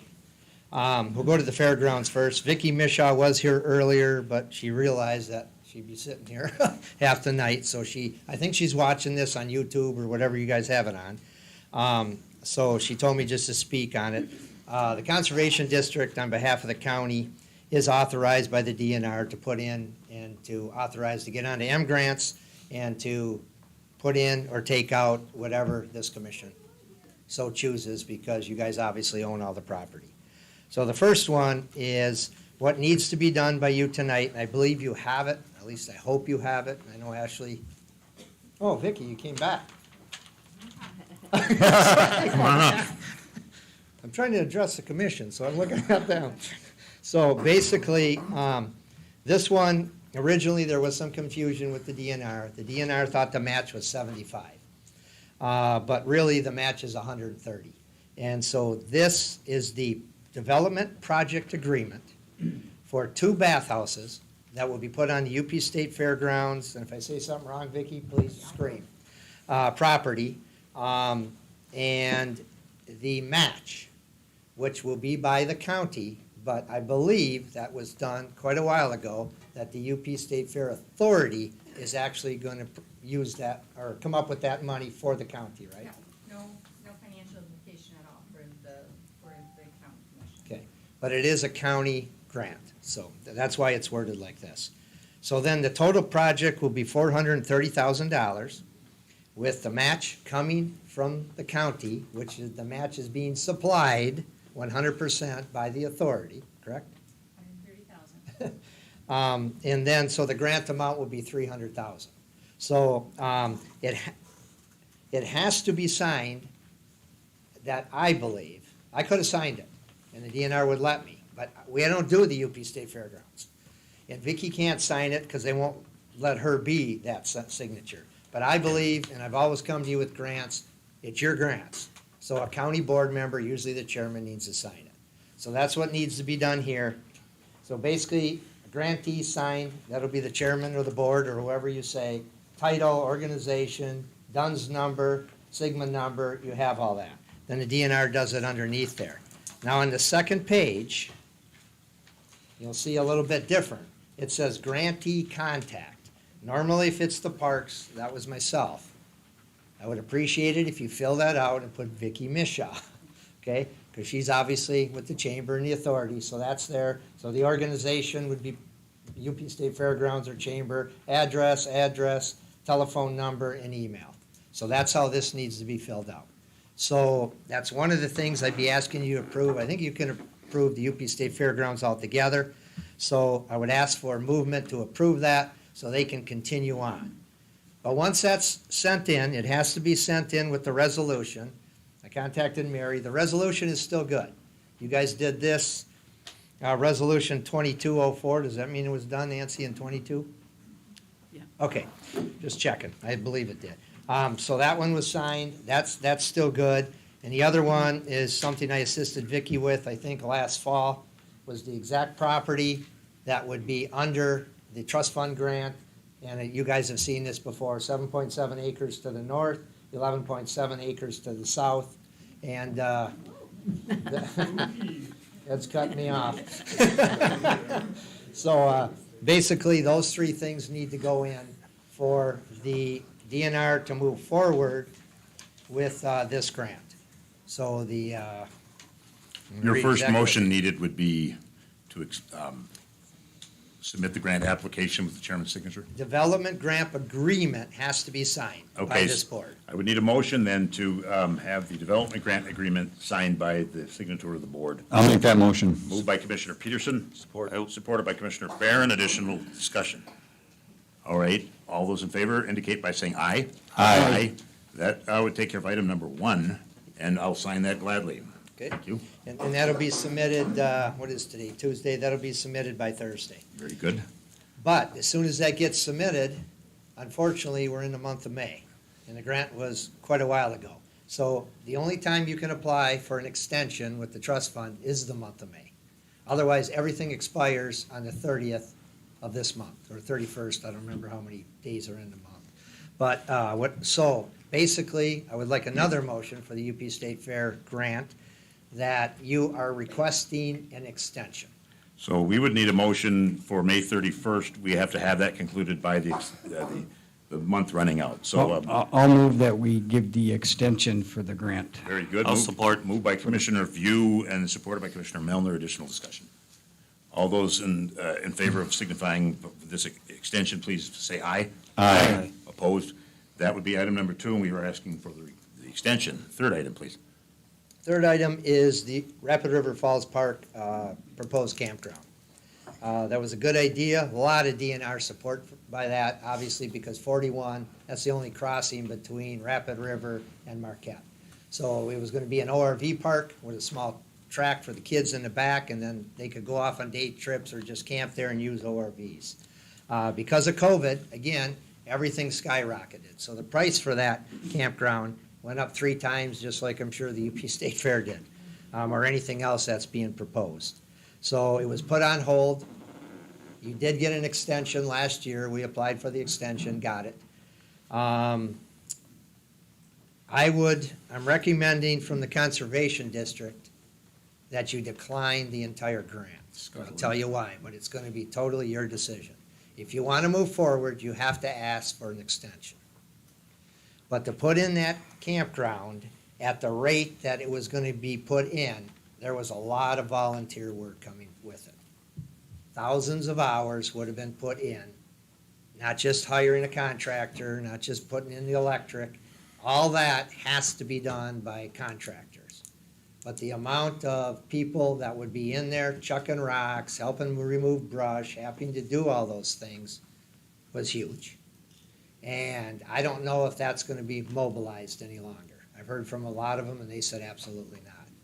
The other thing, when that campground put in, that campground is remote, right? It doesn't sit next to Pioneer Trail Park. And the county will be taking over all this whole park system on January 1. So the problem is, who overlooks that campground? There was a couple who lives 3 miles from there. That's exactly what they were gonna do. They've informed me that since the politics got into these parks, they have no interest anymore of volunteering 1 second for Delta County parks, and it's a shame.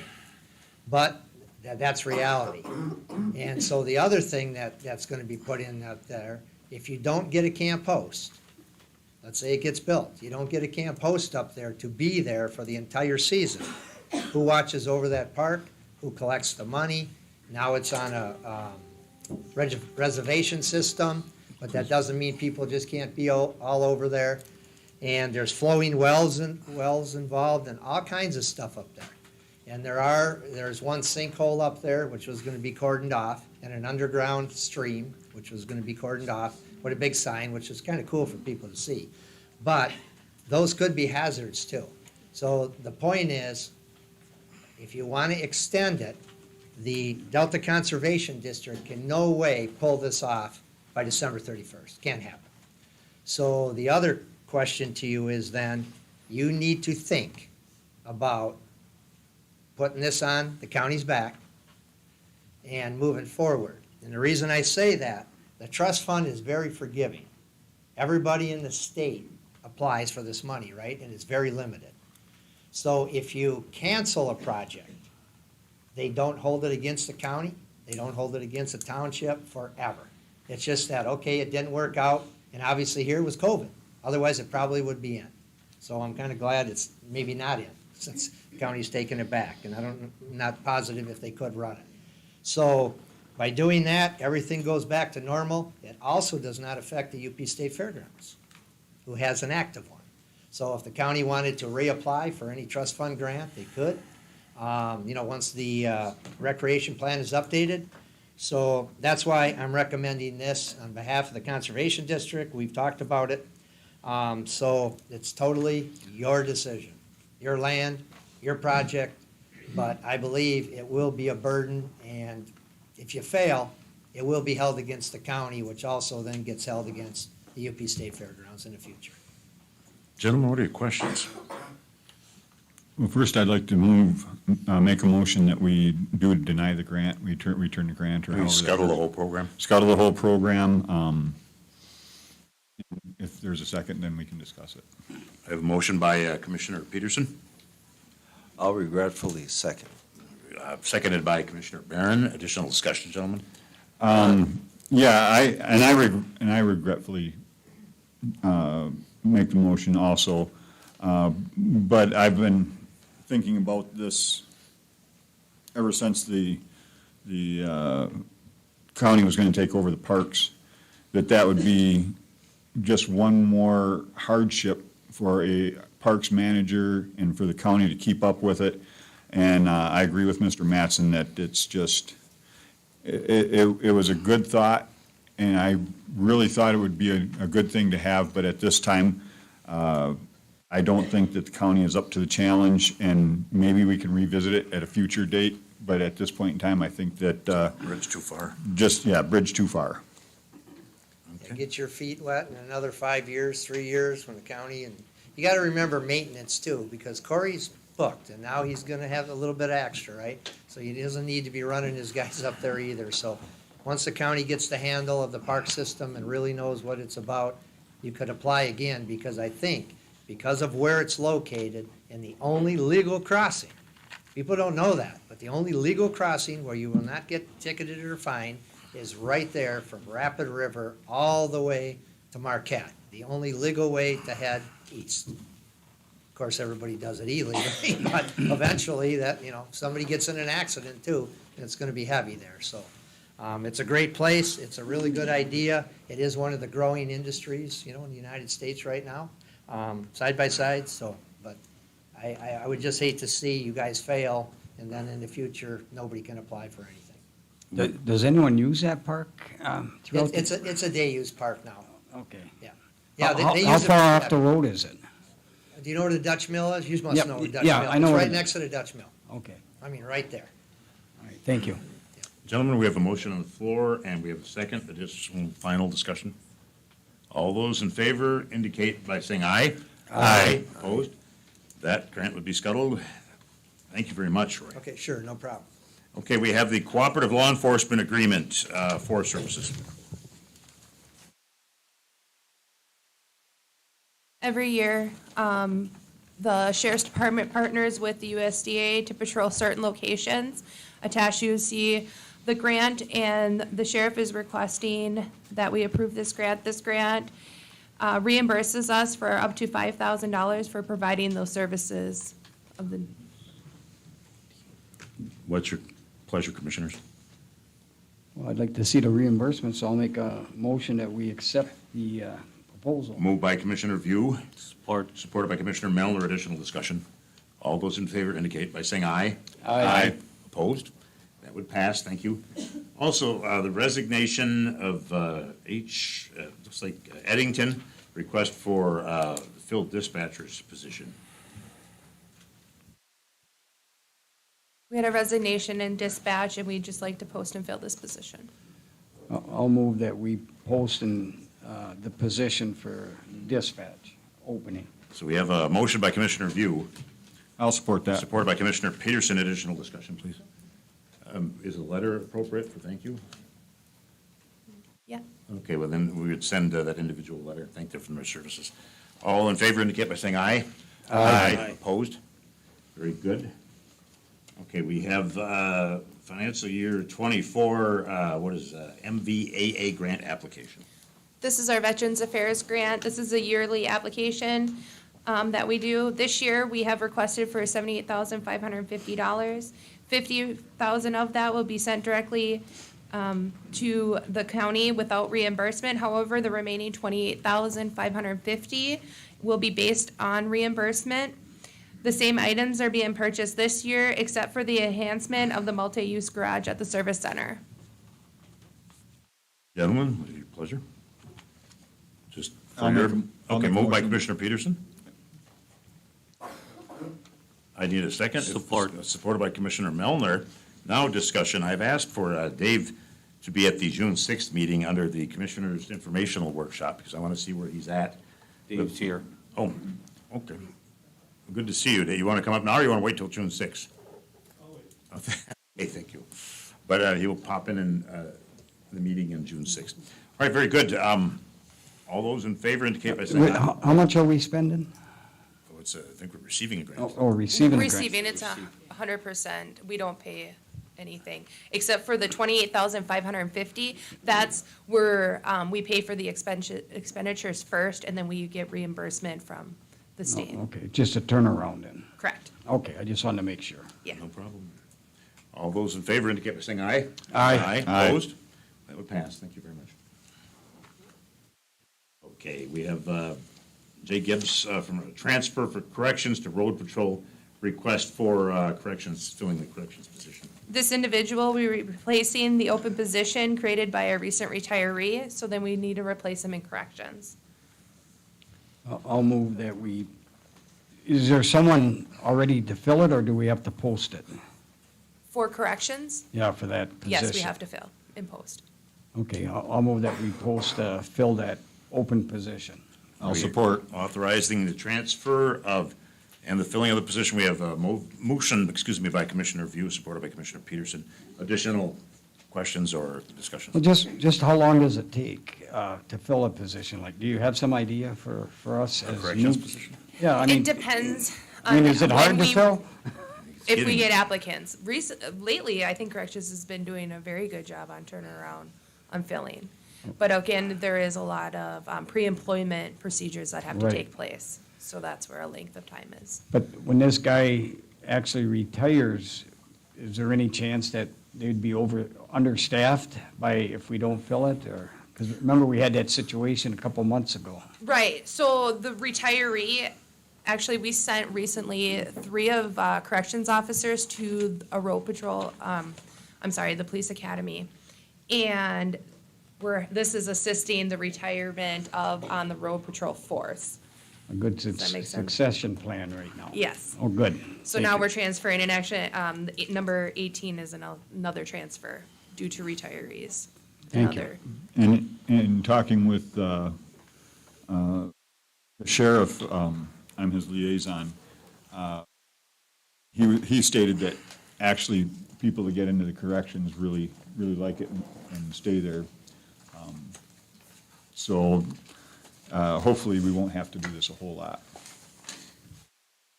Great, we have a motion and a second on the floor. All those in favor indicate by saying aye. Aye. Opposed? That would pass. Also, the final item, as I see it, is blight elimination grant. No. We have number 18. Commissioner, we got 18. Oh, did I skip that? Request for transfer of, looks like Seymour to the road patrol position, effective on May the 14th. Request to fill the correct position, I apologize. So this is slightly different than number 17, because the retiree hasn't officially retired yet. But we are asking for an earlier replacement due to we have an officer that is out right now and we need to fill the position. So I'm requesting the board that fill it as of May 14th and the retiree is May 19th. So it's 5 days difference. I would move that we allow this transfer. Very good, and to fill a position. Motion by Commissioner Peterson, supported by Commissioner Barron. Additional conversation or discussion? All those in favor indicate by saying aye. Aye. That passes. Now the blight elimination grant of the old jail site. I was approached by Mac McClellan from the Brownfield Redevelopment Authority to have Delta County be the grantee for the blight elimination grant for the old jail site. They're requesting $499,380 from the grant. This is a reimbursement type grant. However, the developer, Terrace Bay Group, will hold the contract for the demolition and pay all the contractors. They will be submitting the documentation to Delta County, who will then submit it to the state for reimbursement, and then we will send the reimbursement to the Terrace Bay. So this is no financial obligation of Delta County, but we are just the grantee. We would need to seek approval for that. I would make a motion that we approve that. All right, we have a motion by Commissioner. I'll second. Peterson, supported by Commissioner View. Additional discussion? This isn't a brownfield, is it? Is it like a brownfield grant? It's like a state land bank grant. It's the blight elimination program that the state land bank Similar, I would has. think. Okay. But he's, Mac McClellan is overseeing all the brownfield stuff, and this is part of it. The $499,000 because of the increased cost because of COVID, the demolition, the asbestos, that has to be removed. Can you give us an idea when this will take effect, when it'll start moving forward with the demolition and, They're projecting next summer, okay, so it's a year away then? year away. Actually, there's a $507,380 to the right of that figure you gave us. Let me see, I didn't have that open. But what is the question on that one? Sorry. We are authoring, the grant is $499,380. Mhm. And then who's responsible for the 8,000 or whatever? That would be the Terrace Bay. Terrace Bay? Mhm. Okay, Yeah, we have no financial obligation whatsoever. okay. I wish them luck. Right. Have a motion, additional discussion? All those in favor indicate by saying aye. Aye. Opposed? That would pass. Thank you. All right, now we have general public comment. You can talk about whatever you'd like to. I don't want to step on anybody. Mr. Kaplan, welcome. Thank you, Commissioner Moyle. I'd like to start off. Wait for a minute, sir. Oh, yeah, you bet. Thank you, folks. Go ahead, sir. You can start over whenever you want. Let's let the Scots exit the room. Thank you. First thing I'd like to talk about is the rules for public comment. There's currently 6 of them. The first one, and the rules for public comment are established by the Open Meetings Act, of course. And within the Open Meetings Act, any public meeting has to be open, and you have to have the ability to address the public body with the exception of the state legislature. So, there's 5 rules, or 6 rules here, and it also has to be reasonable rules. And the courts have weighed in on that a number of times. The speaker will be limited to 3 minutes with no exceptions. That's been vetted in the courts as fine. Only one person is allowed at the podium at a time. I don't think there's any case law on that, but it makes sense. The speaker must identify themselves by name, totally reasonable. The comments of the speaker must relate to the business that is within the jurisdiction of the board, also vetted and approved by the courts. Number 5, the speaker shall refrain from making personal attacks upon any individual. I could see individuals out there, but not individuals up here, and I would bring your attention to Galt versus the City of Battle Creek, 1999. That allows us to make personal attacks as long as it's related to county business. And finally, the last one, no profanity. I plead no contest on that because I don't swear. And there's nothing in there about addressing the public body themselves instead of directly at the commissioner. And the reason I did that preamble, because I want to use my last minute to address the public body, because they represent more votes than the 7 people up here, although your votes are very important too. And I hope I can at least get a couple of them with this upcoming election. I'm running for the Delta Conservation District Board of Directors. There's a special meeting that will be held on June 21st, 2023, between 4 and 8 p.m. for in-person voting at Pioneer Trail Park.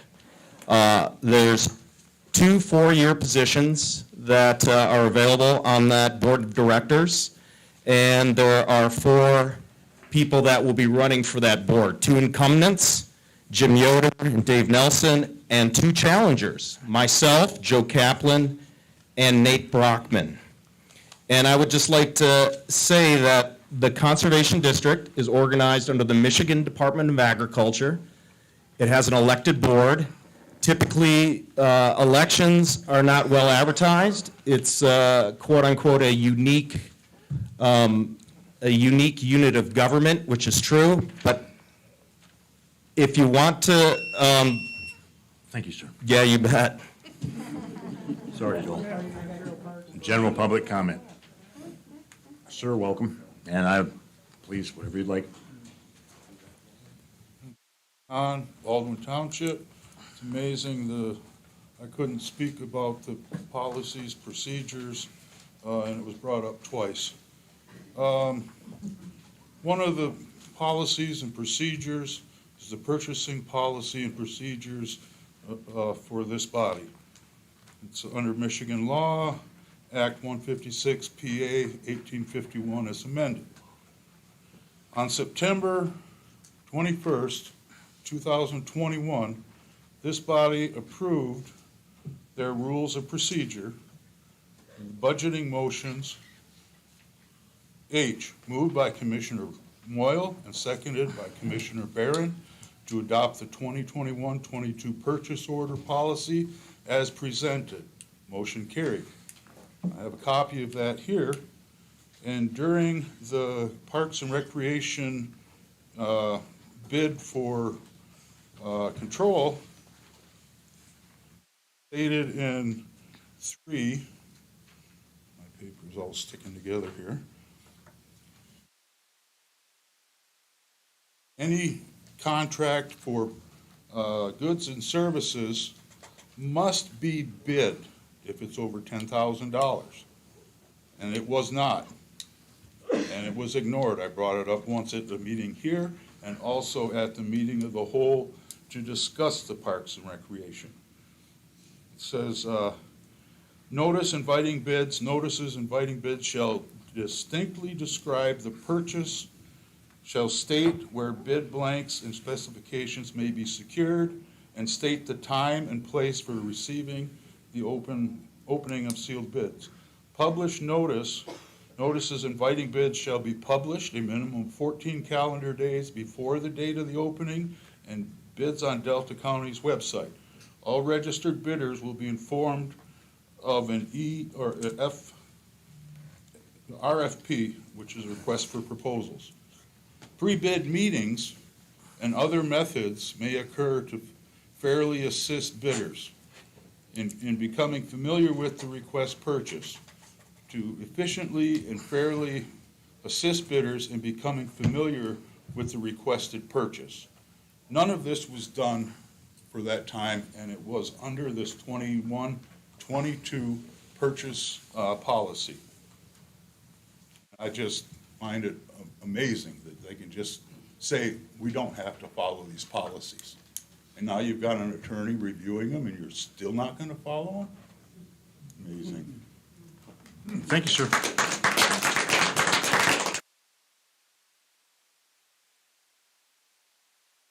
Judy Lacoste, City of Escanaba. Oh, that's all right. That went No, by so it's fast. not you. That was quick. Mark your calendars for June 21st. There will be an election of 2 seats on the Delta County Conservation Board. This is a special election because the one in August was not certified by Rory Mattson. You can get an absentee ballot sent to you by calling 553-7700, area code 906. But then I would hold on to it and hand deliver it on June 21st, because I don't know who has the key to the box that they're going into right now. I'm getting to that. Or you can just go in person and vote during the hours of 4 to 8 p.m. on June 21st, when the poll workers will be present. Bring your ID. Last August, there was 9 people who voted because it wasn't advertised very much. I'm voting for Joe Kaplan and Nate Brockman so we can have some transparency and honesty on this board. Thank you. Thank you, Judy.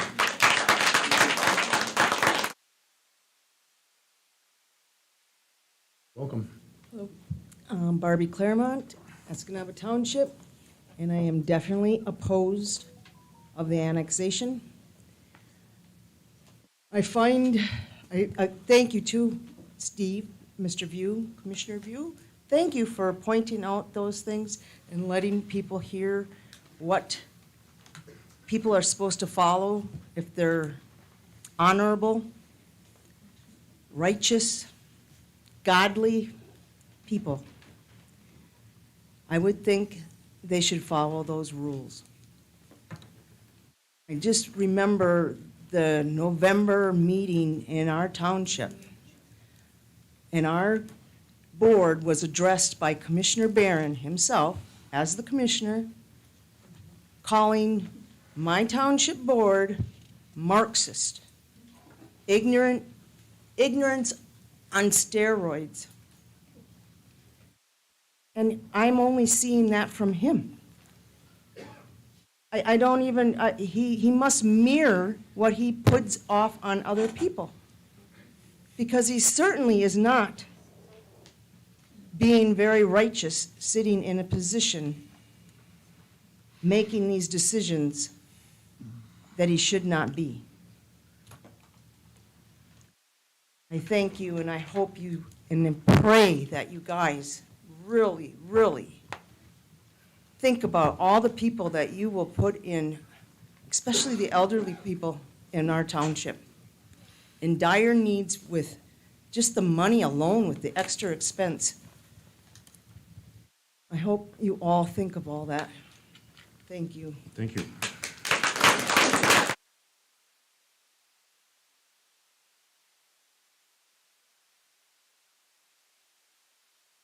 Christine Williams, Ford River Township.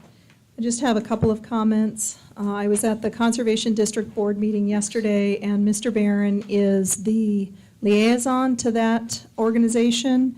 And during his commissioner comments or his time to speak as commissioner, he did use that time to talk about the annexation. So it's not just here that he is spending his time trying to promote that, but he is also doing it in other meetings. And then lastly, I just want to read the last paragraph of my previous statement because I didn't get to actually finish it. I ran out of time. I just want to say that as a CEO, I have an expectation of Mr. Mattson, the CEO of an organization that holds our tax dollars in trust. There is money in that organization, which is the people's money. And we have an obligation to know how much money should be coming back to this county from that trust. And I don't have faith in the dollars that have been presented to you thus far, that those are accurate. So I personally will help you to identify those dollars. I do need to get some data that I've not gotten yet, but I do want you to take this seriously. This is the people's money, and you deserve to get every penny of it back that was revenue that was generated from those parks. We deserve it back.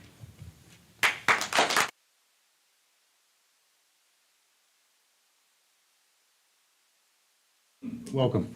Thank you. Mr. Boyle, I remember you from your youth. I'm David Adamini's mother. I'm Judy Adamini. Proudly, Judy claiming her son. I've sat here now for this is the 4th meeting I've gone to, and I'm appalled. I am appalled at what I hear.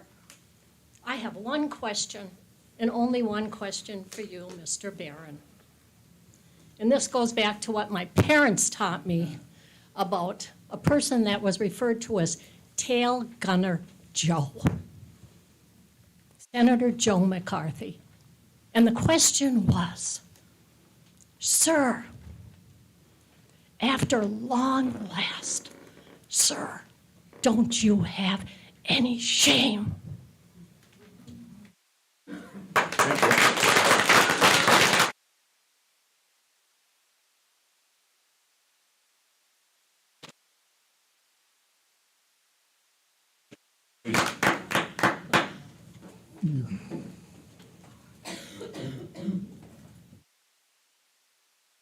Welcome. Thank you. Good evening. Kelly Vangenhoven, City of Escanaba. My political enemies are now your enemies. This was the statement made by Commissioner Moyle to Miss Ashley Young shortly after the commissioners voted to hire her as Delta County's new administrator. He reiterated this statement on Craig Warple's Newsmaker the following day. This statement is ridiculous. This statement is completely untrue. Ashley Young is our administrator. You may have chosen to hire her, and the manner in which you did was questioned, scrutinized, and doubted. However, she works now as the administrator for all of us. Everyone wants her to succeed. For you, Commissioner Moyle, to suggest otherwise is unfounded and untrue. It is our duty and responsibility to ensure what happened to Emily DeSalvo does not happen to Ashley Young. It is our responsibility. Additionally, when Commissioner Moyle uses buzzwords such as enemy, detractor, obstructionist, liberal, socialist, rhino, and whatever he thinks of that day, it is my opinion he is attempting to divide our county. We are your constituents. We are all citizens of Delta County. We, the people, granted you your seat. We, the people, will recall you. Me, the people, will hold you accountable for your actions. I wish the best to Miss Young in her new job, and I can tell you from the interactions I've had with her up to this point, she has been nothing but professional. Thank you. Thank you.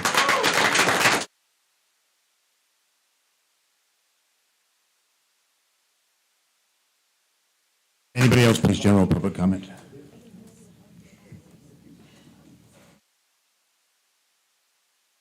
General public comment, please. Welcome. Cheryl Corbier, Escanaba. I hope I have enough time to address what I would like to.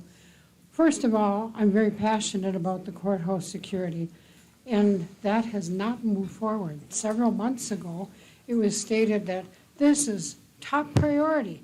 I'm going to make sure that's on the next agenda and keep it there because we don't want this shelved like it's been in the past. It has never been on the agenda since. I would like to, it's been transferred to Finance Committee. We have $200,000 that's already allocated for that project. Why is this not being approved? Just that the $200,000 to apply for that project and get it completed. To heck with phases. Look how quickly that happened at Walmart. That's inexcusable. The other thing I would like to address, I hope I can calm down. Mr. Moyle was on the radio at Craig Warpulse the day after the last county commissioners meeting. The items that were on our agenda that were supposed to be voted on, those were already decided before the last board meeting. He got on the radio the very next morning and said, we are going to have a policy change with the prayer. Nancy, or he said, the clerk will be reading it, and when she is not there, I will make the decision of who will be doing that. The other item he addressed on the air was that Graham will be rewriting the policies of our county. Now, that implies the extent of corruption that is going on behind closed doors, that this is being decided beforehand. This is still the county board, and you are to represent everybody. This is not a monarchy. You are not King David. You do not make a proclamation and your two scribes see to it that it's endorsed by coming here and everything's decided beforehand. It's disgusting. Thank you. Hello, sir. Welcome. Hopefully I have enough time to read all this. My name is Brooks Boone, City of Escanaba. I've held off from commenting. I don't know why, but I just have. But I cannot hold off any longer. I cannot. Just like to comment on the municipal attorney issue and a few other topics. Mr. Morrill stated more than a few times tonight that Attorney Graham has already looked into some issues pro bono, or used the word free, and will continue to be on standby, if you will. Next, Commissioner View questions the issue, all the while Commissioner Moyle was correcting him. Then Commissioner Peterson steps in and says he misspoke last meeting, stating that Attorney Graham would in fact not be used for frivolous lawsuits, but to protect the board in case, as he put it, a misstep. Isn't that what a prosecuting attorney is for? But yeah, lawsuits. I guess I'll say this. What attorney makes money doing things pro bono? Sooner or later, it will cost the county taxpayers more money if the county board missteps. But that's not frivolous lawsuits, right? But Attorney just likes doing pro bono. Do you see the connection? I might not have a doctorate degree, but I'm not naive either. My wife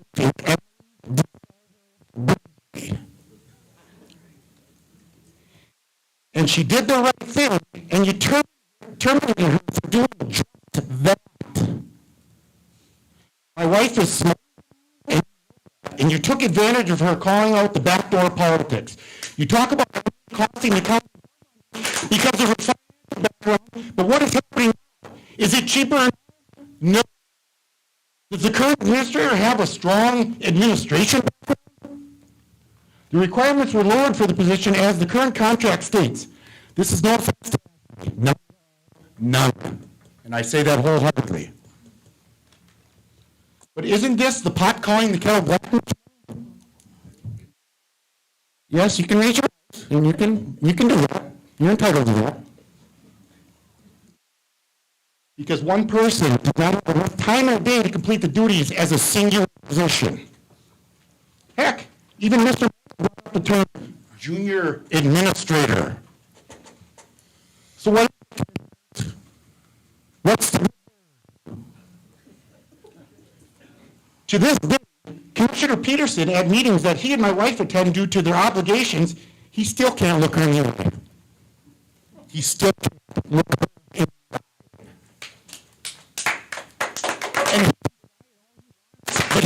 Thank you, sir. Appreciate your time.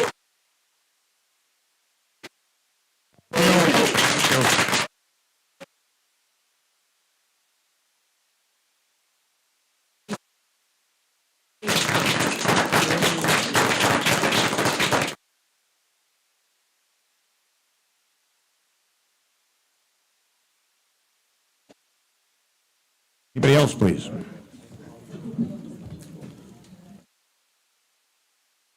Abramson, Wells Township.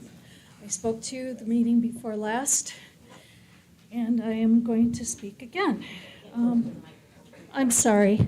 I have no problem with prayers at meetings, none at all. However, when you say it's going to be a non-denominational prayer, whose prayer? Is it going to be straight Christian? Is it going to be just Catholic, Baptist, Presbyterian? Or are you going to also include Muslim? Because we have Muslim people of the Muslim faith that pay our taxes, or pay taxes in this county. We have Jewish people who believe in their Jewish beliefs, and they pay taxes in this county. We have Hindus, believe it or not. They care for us. There are doctors. There are nurses. They pay taxes to this county. But yet, Buddhists, one of our best physicians who's now retired, was a Buddhist. He probably paid more in taxes than any of us altogether. But yet, we're going to do a Christian non-denominational. It doesn't matter. Include them. Include God. Then why are we having it? And furthermore, as far as I'm concerned, there are a lot of things that go on up here that have nothing to do with Christian values. In fact, I sat and watched one of those campaigns. Somebody held up a Bible and said they would make their decisions biblically. I have yet to see that. And I am sorry, but as a Christian, I have to call people out also when I feel they are doing wrong. And I am embarrassed, and we all need to rethink how we are approaching people, names we call people, and I'm sure it's going to be on social media tomorrow because the little thumbs are going to be clicking. But you know what? We are all Delta County residents. We have hired you. You have been voted in, but you have been hired, and you can be fired. Thank you. Thank you.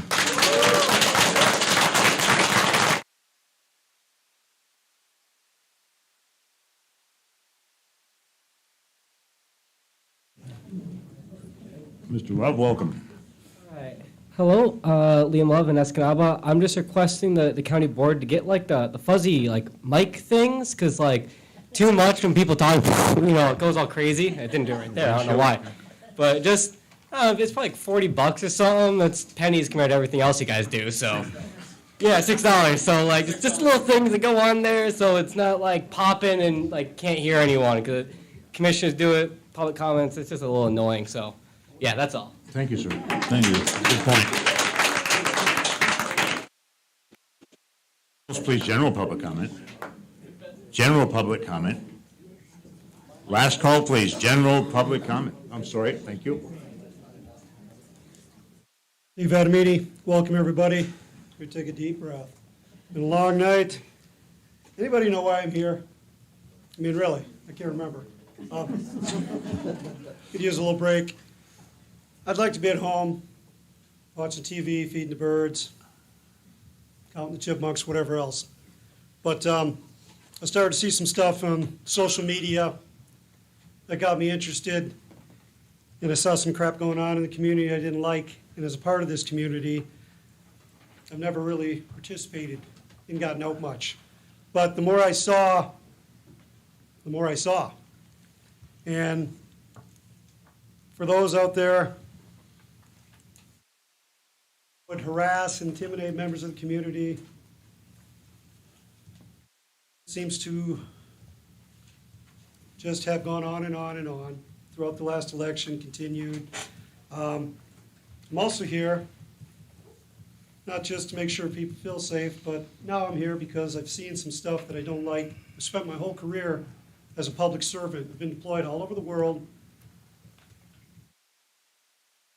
I have seen corruption at the highest levels. And some of the stuff I'm seeing here, I have a hard time with. Talk about that. And I don't really care one way or another about the solar. I'm all for solar power. My issue isn't whether we should have solar or not. My issue is how we're going about getting there.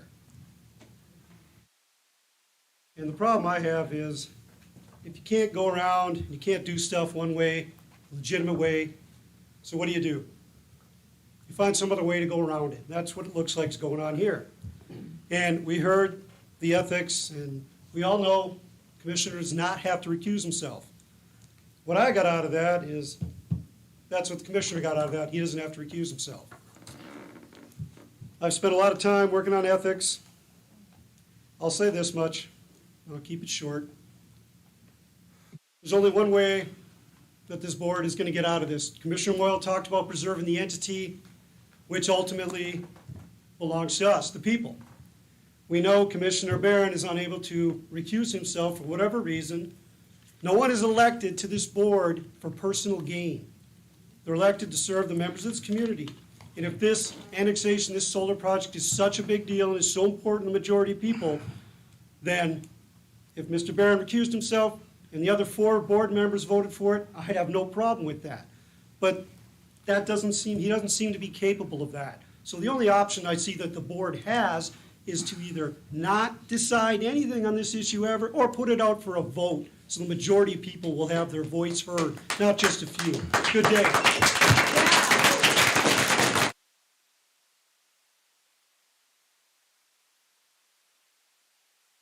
Matt, welcome. Patrick Connor, Escanaba. I agree wholeheartedly. You said exactly what I was gonna say. They should come to a vote. And I don't know where you got that ordinance that says he doesn't have to recuse himself. I've never seen it. I rewrote the city of Escanaba's ordinance, every single one of them, from the day it was written. And I have never seen that. You might have a different ordinance, and I'm sure somebody else wrote it for a personal favor for somebody. Because ethically, everybody in this room knows it's wrong. He knows it's wrong, and he won't stop. Why won't you stop? Why won't you stop? I don't understand. That may be the city's policy, but our policies don't have that. Your policy sucks.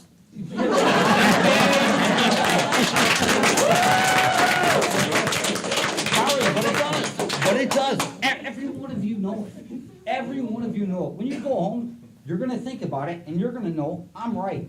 He knows I'm right. He just won't admit it, because he's gonna make money off it.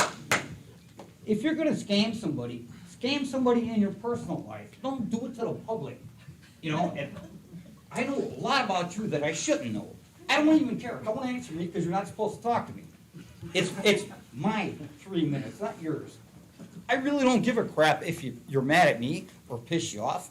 I don't work for you. I'm not related to you. I just want you to play by the rules. Everybody's got to play by the rules. Everybody knows it. Just do the right thing. Put it out for a public vote. And I'll bet you $100 he loses. Okay.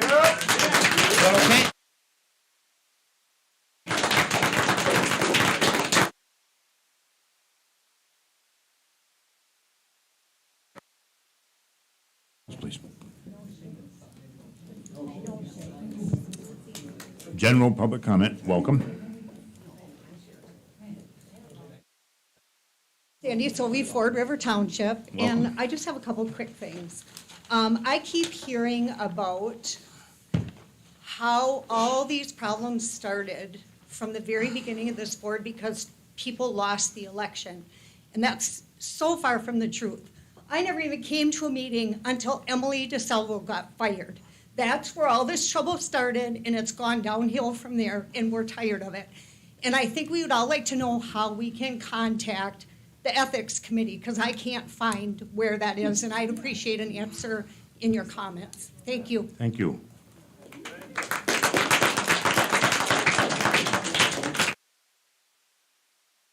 Anybody else, please, general public comment? Can I only go up once? Yes. I- Thank you, sir. Admission, though, if you're going to. Anybody else, please, general public comment?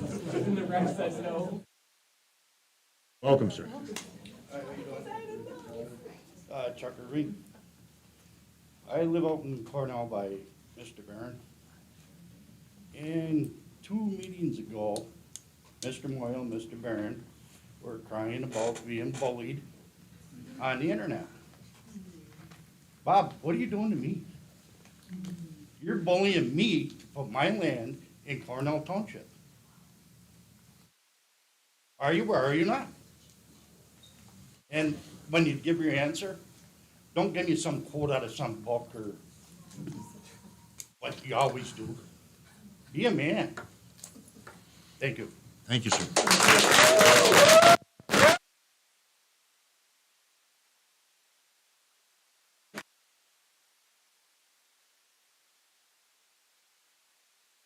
Okay, anybody else, please, general public comment? General public comment. Last call for general public comment. Oh, please, come. I saw a hand back there.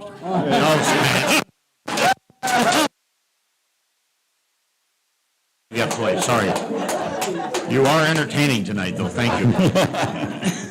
Okay, is anybody else who hasn't spoken want to come up? Then, seeing none, Commissioners' concerns, Mr. Peterson. The one thing I would like to address is on the courthouse security. That has not been tabled. I am the sheriff's liaison, and we are waiting for figures to come back. We're waiting on, right now, we're looking at the cost of the scanner, the package scanner, and the walk-through scanner. We are working on that. It's just not something that happens overnight. They're trying to find the best prices. There's a wide variety of prices. Not only that, but they're also trying to make sure that they get equipment that works properly. There's a lot of equipment that's better than others. And so that is being worked on. That has not been written off. It's just the process to get to that point.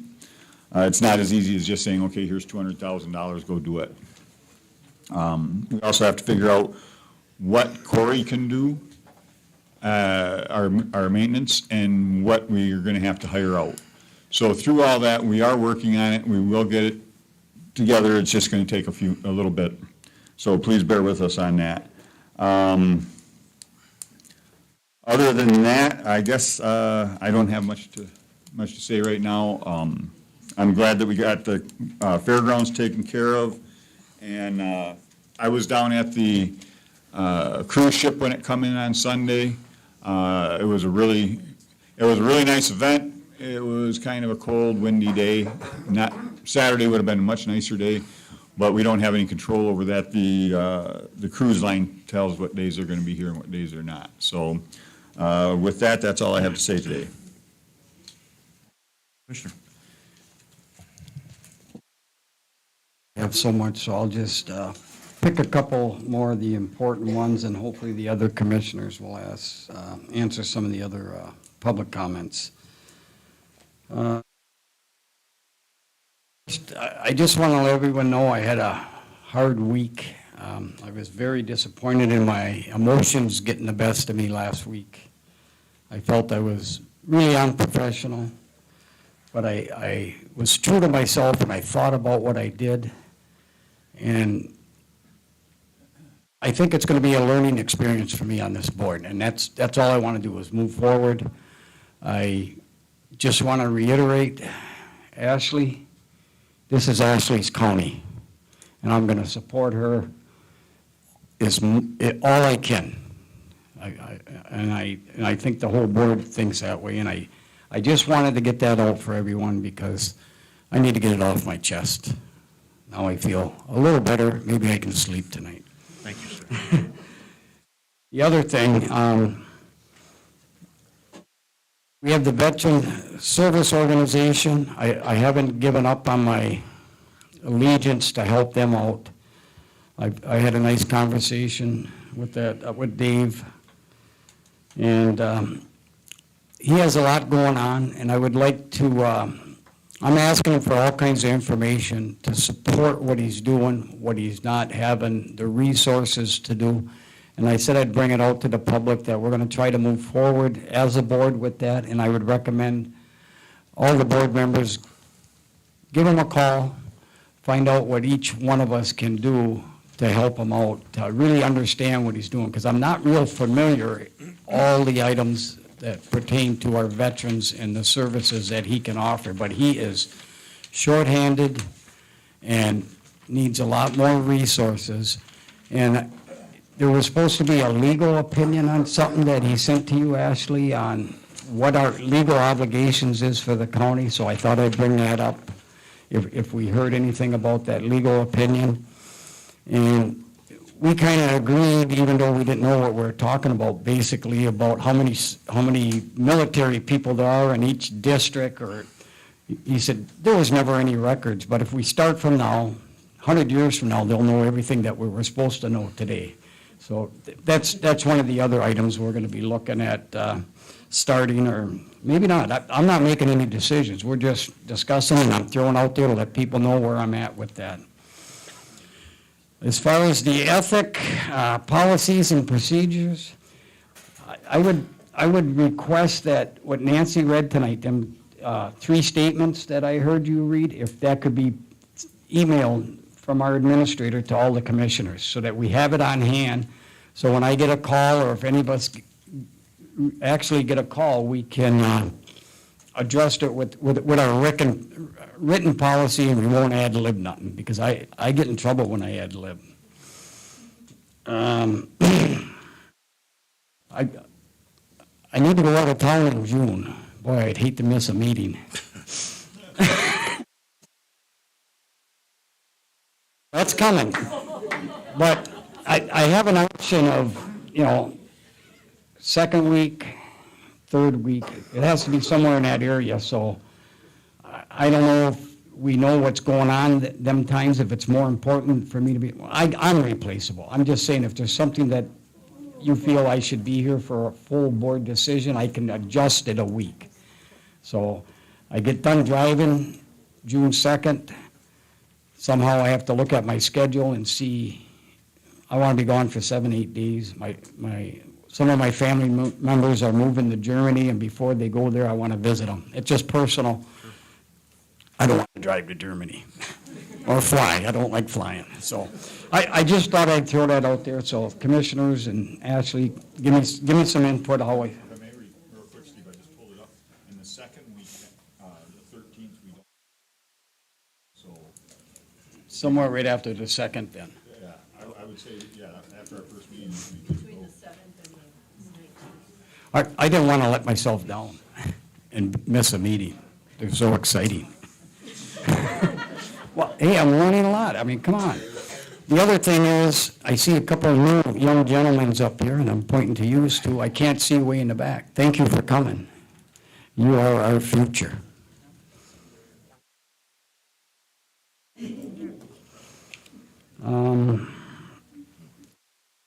Like Mr. Peterson said, I have to repeat it. We had a real good presence at the American Queen voyage ribbon cutting. All of the commissioners were down there except for one. And it doesn't matter, not everyone can make things, but I realized something when we were down there. And I don't know how the board feels about it, but we need somehow to recognize a commissioner when they're out doing public service. You know, I don't know if it's a shirt, a little, or something, because every other organization down there, the Chamber of Commerce, the Community Foundation, whatever, they were, you could recognize them. They had a certain shirt or something, and even when I sat on other boards, there was some type of identification, and I think we should actually put that on the agenda and discuss it, or get some information on what it would cost, or whatever. I mean, I don't know if we have to pay for it ourselves, but we're representing the people, and when I'm out in public representing the people, I want them to know I'm there. I really do. Because I had to be introduced, hey, this is your commissioner, this, you know, because I was at the Bay Veterinarian Clinic for the ribbon cutting today, and another business that's gonna solidify our county with employees and stuff, and, you know, I had to be introduced who I was because they couldn't tell who I was. I don't know if that's good or bad. We have a solar, annexation is one thing, solar is something else. I am new on this board. I do get a lot of questions. You know, it's gonna contaminate the well, the panels will wreck the ground when they're buried or something.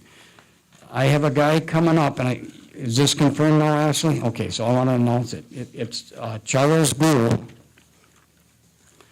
It's a 90-minute presentation, and I think it's a committee of the whole at that time on May 23rd, 2023, of course. 5:30 in the boardroom. He has enlightened me on a lot of changes from 5 years ago.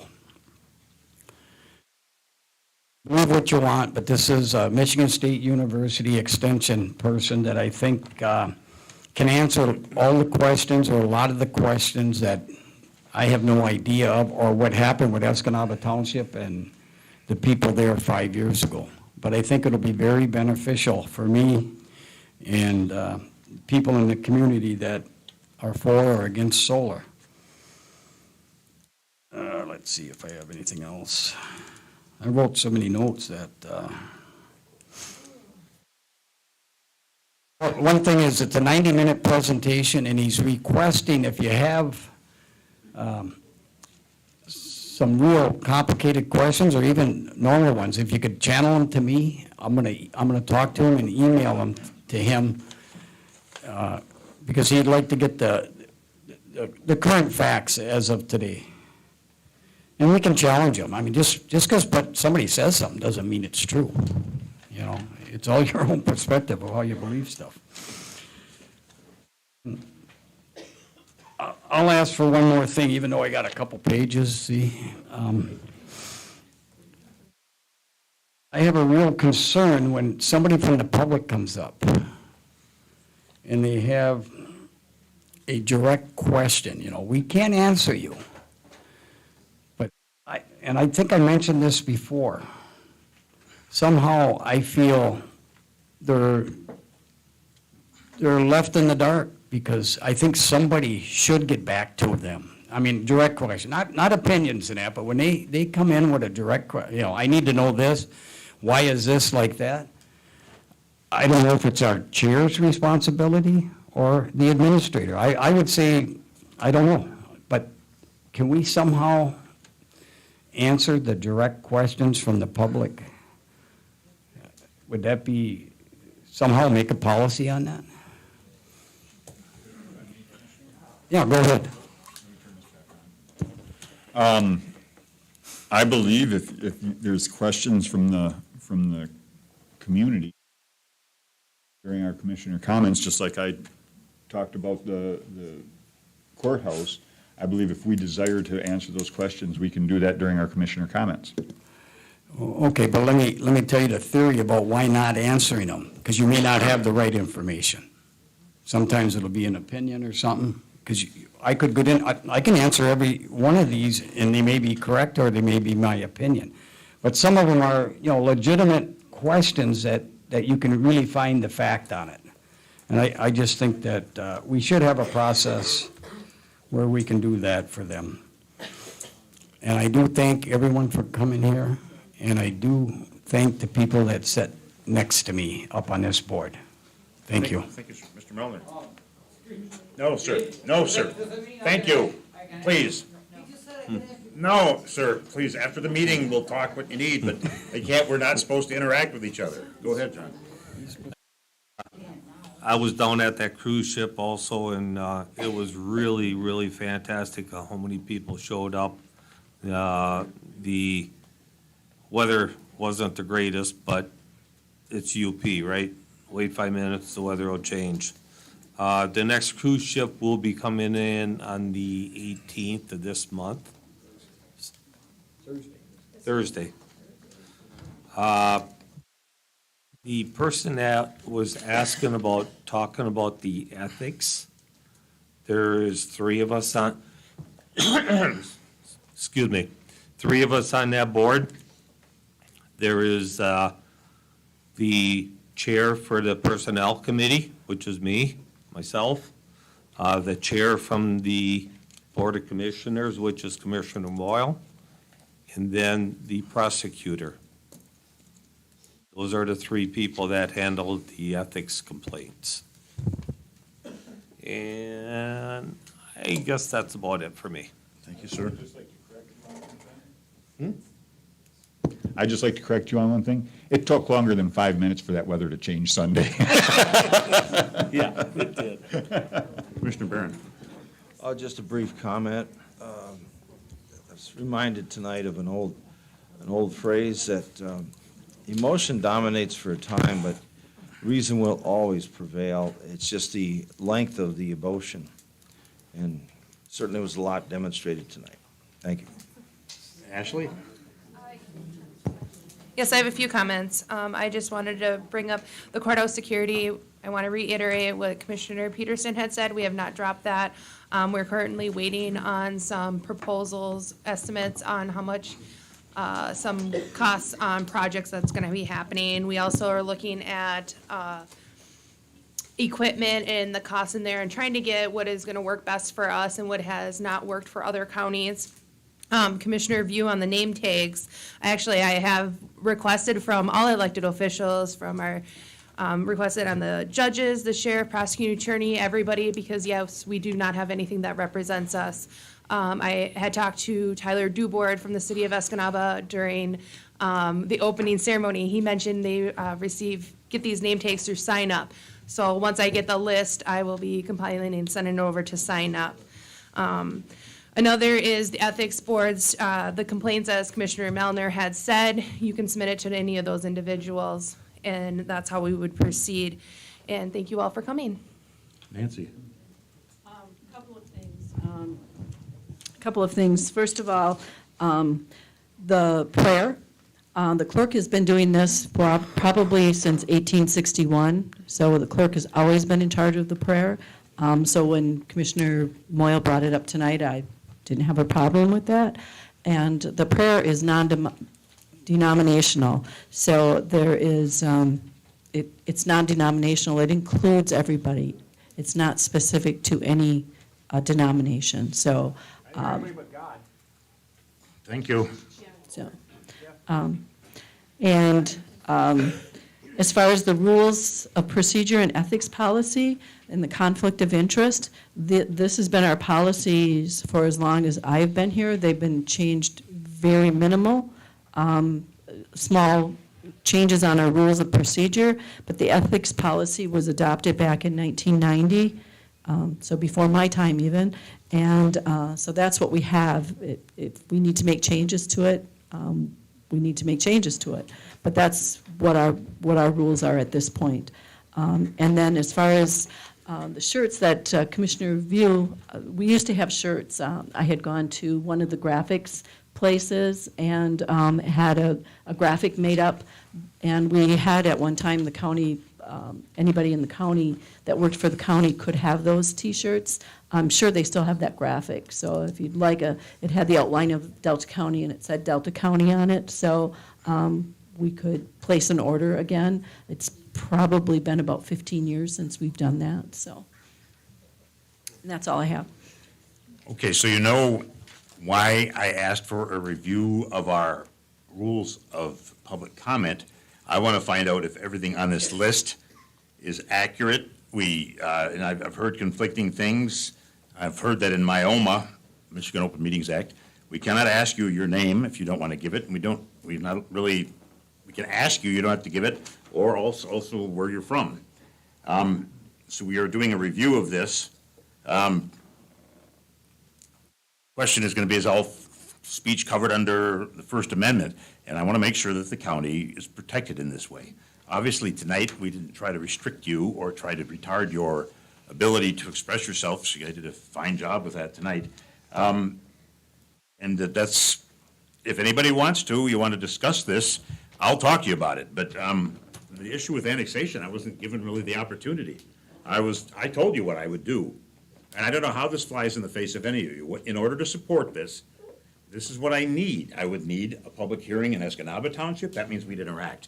One in Cornell Township, and then a joint, that's 2 public hearings, and a joint meeting with the whole commission with both townships at the same time in a work session. Then I would need to hear from 51% at a minimum of the residents in both communities to support that in the affirmative. I don't know how much more clear I can make that to you. Right? I mean, that is government working for you. We will receive an application on the 20th. We're not going to vote on it. So I wish you a good evening, Godspeed, and with that, I need to ask, give me just 60 more seconds, please. Our next Board of Commissioners meeting is on 6/6/23 at 5 p.m. That's our informational workshop. There's another one, 6/20/23 at 5:15 p.m. in the Service Center. With that, I have no 30-day appointments. Motion to withdraw, adjourn, sorry, I'll withdraw. Can somebody move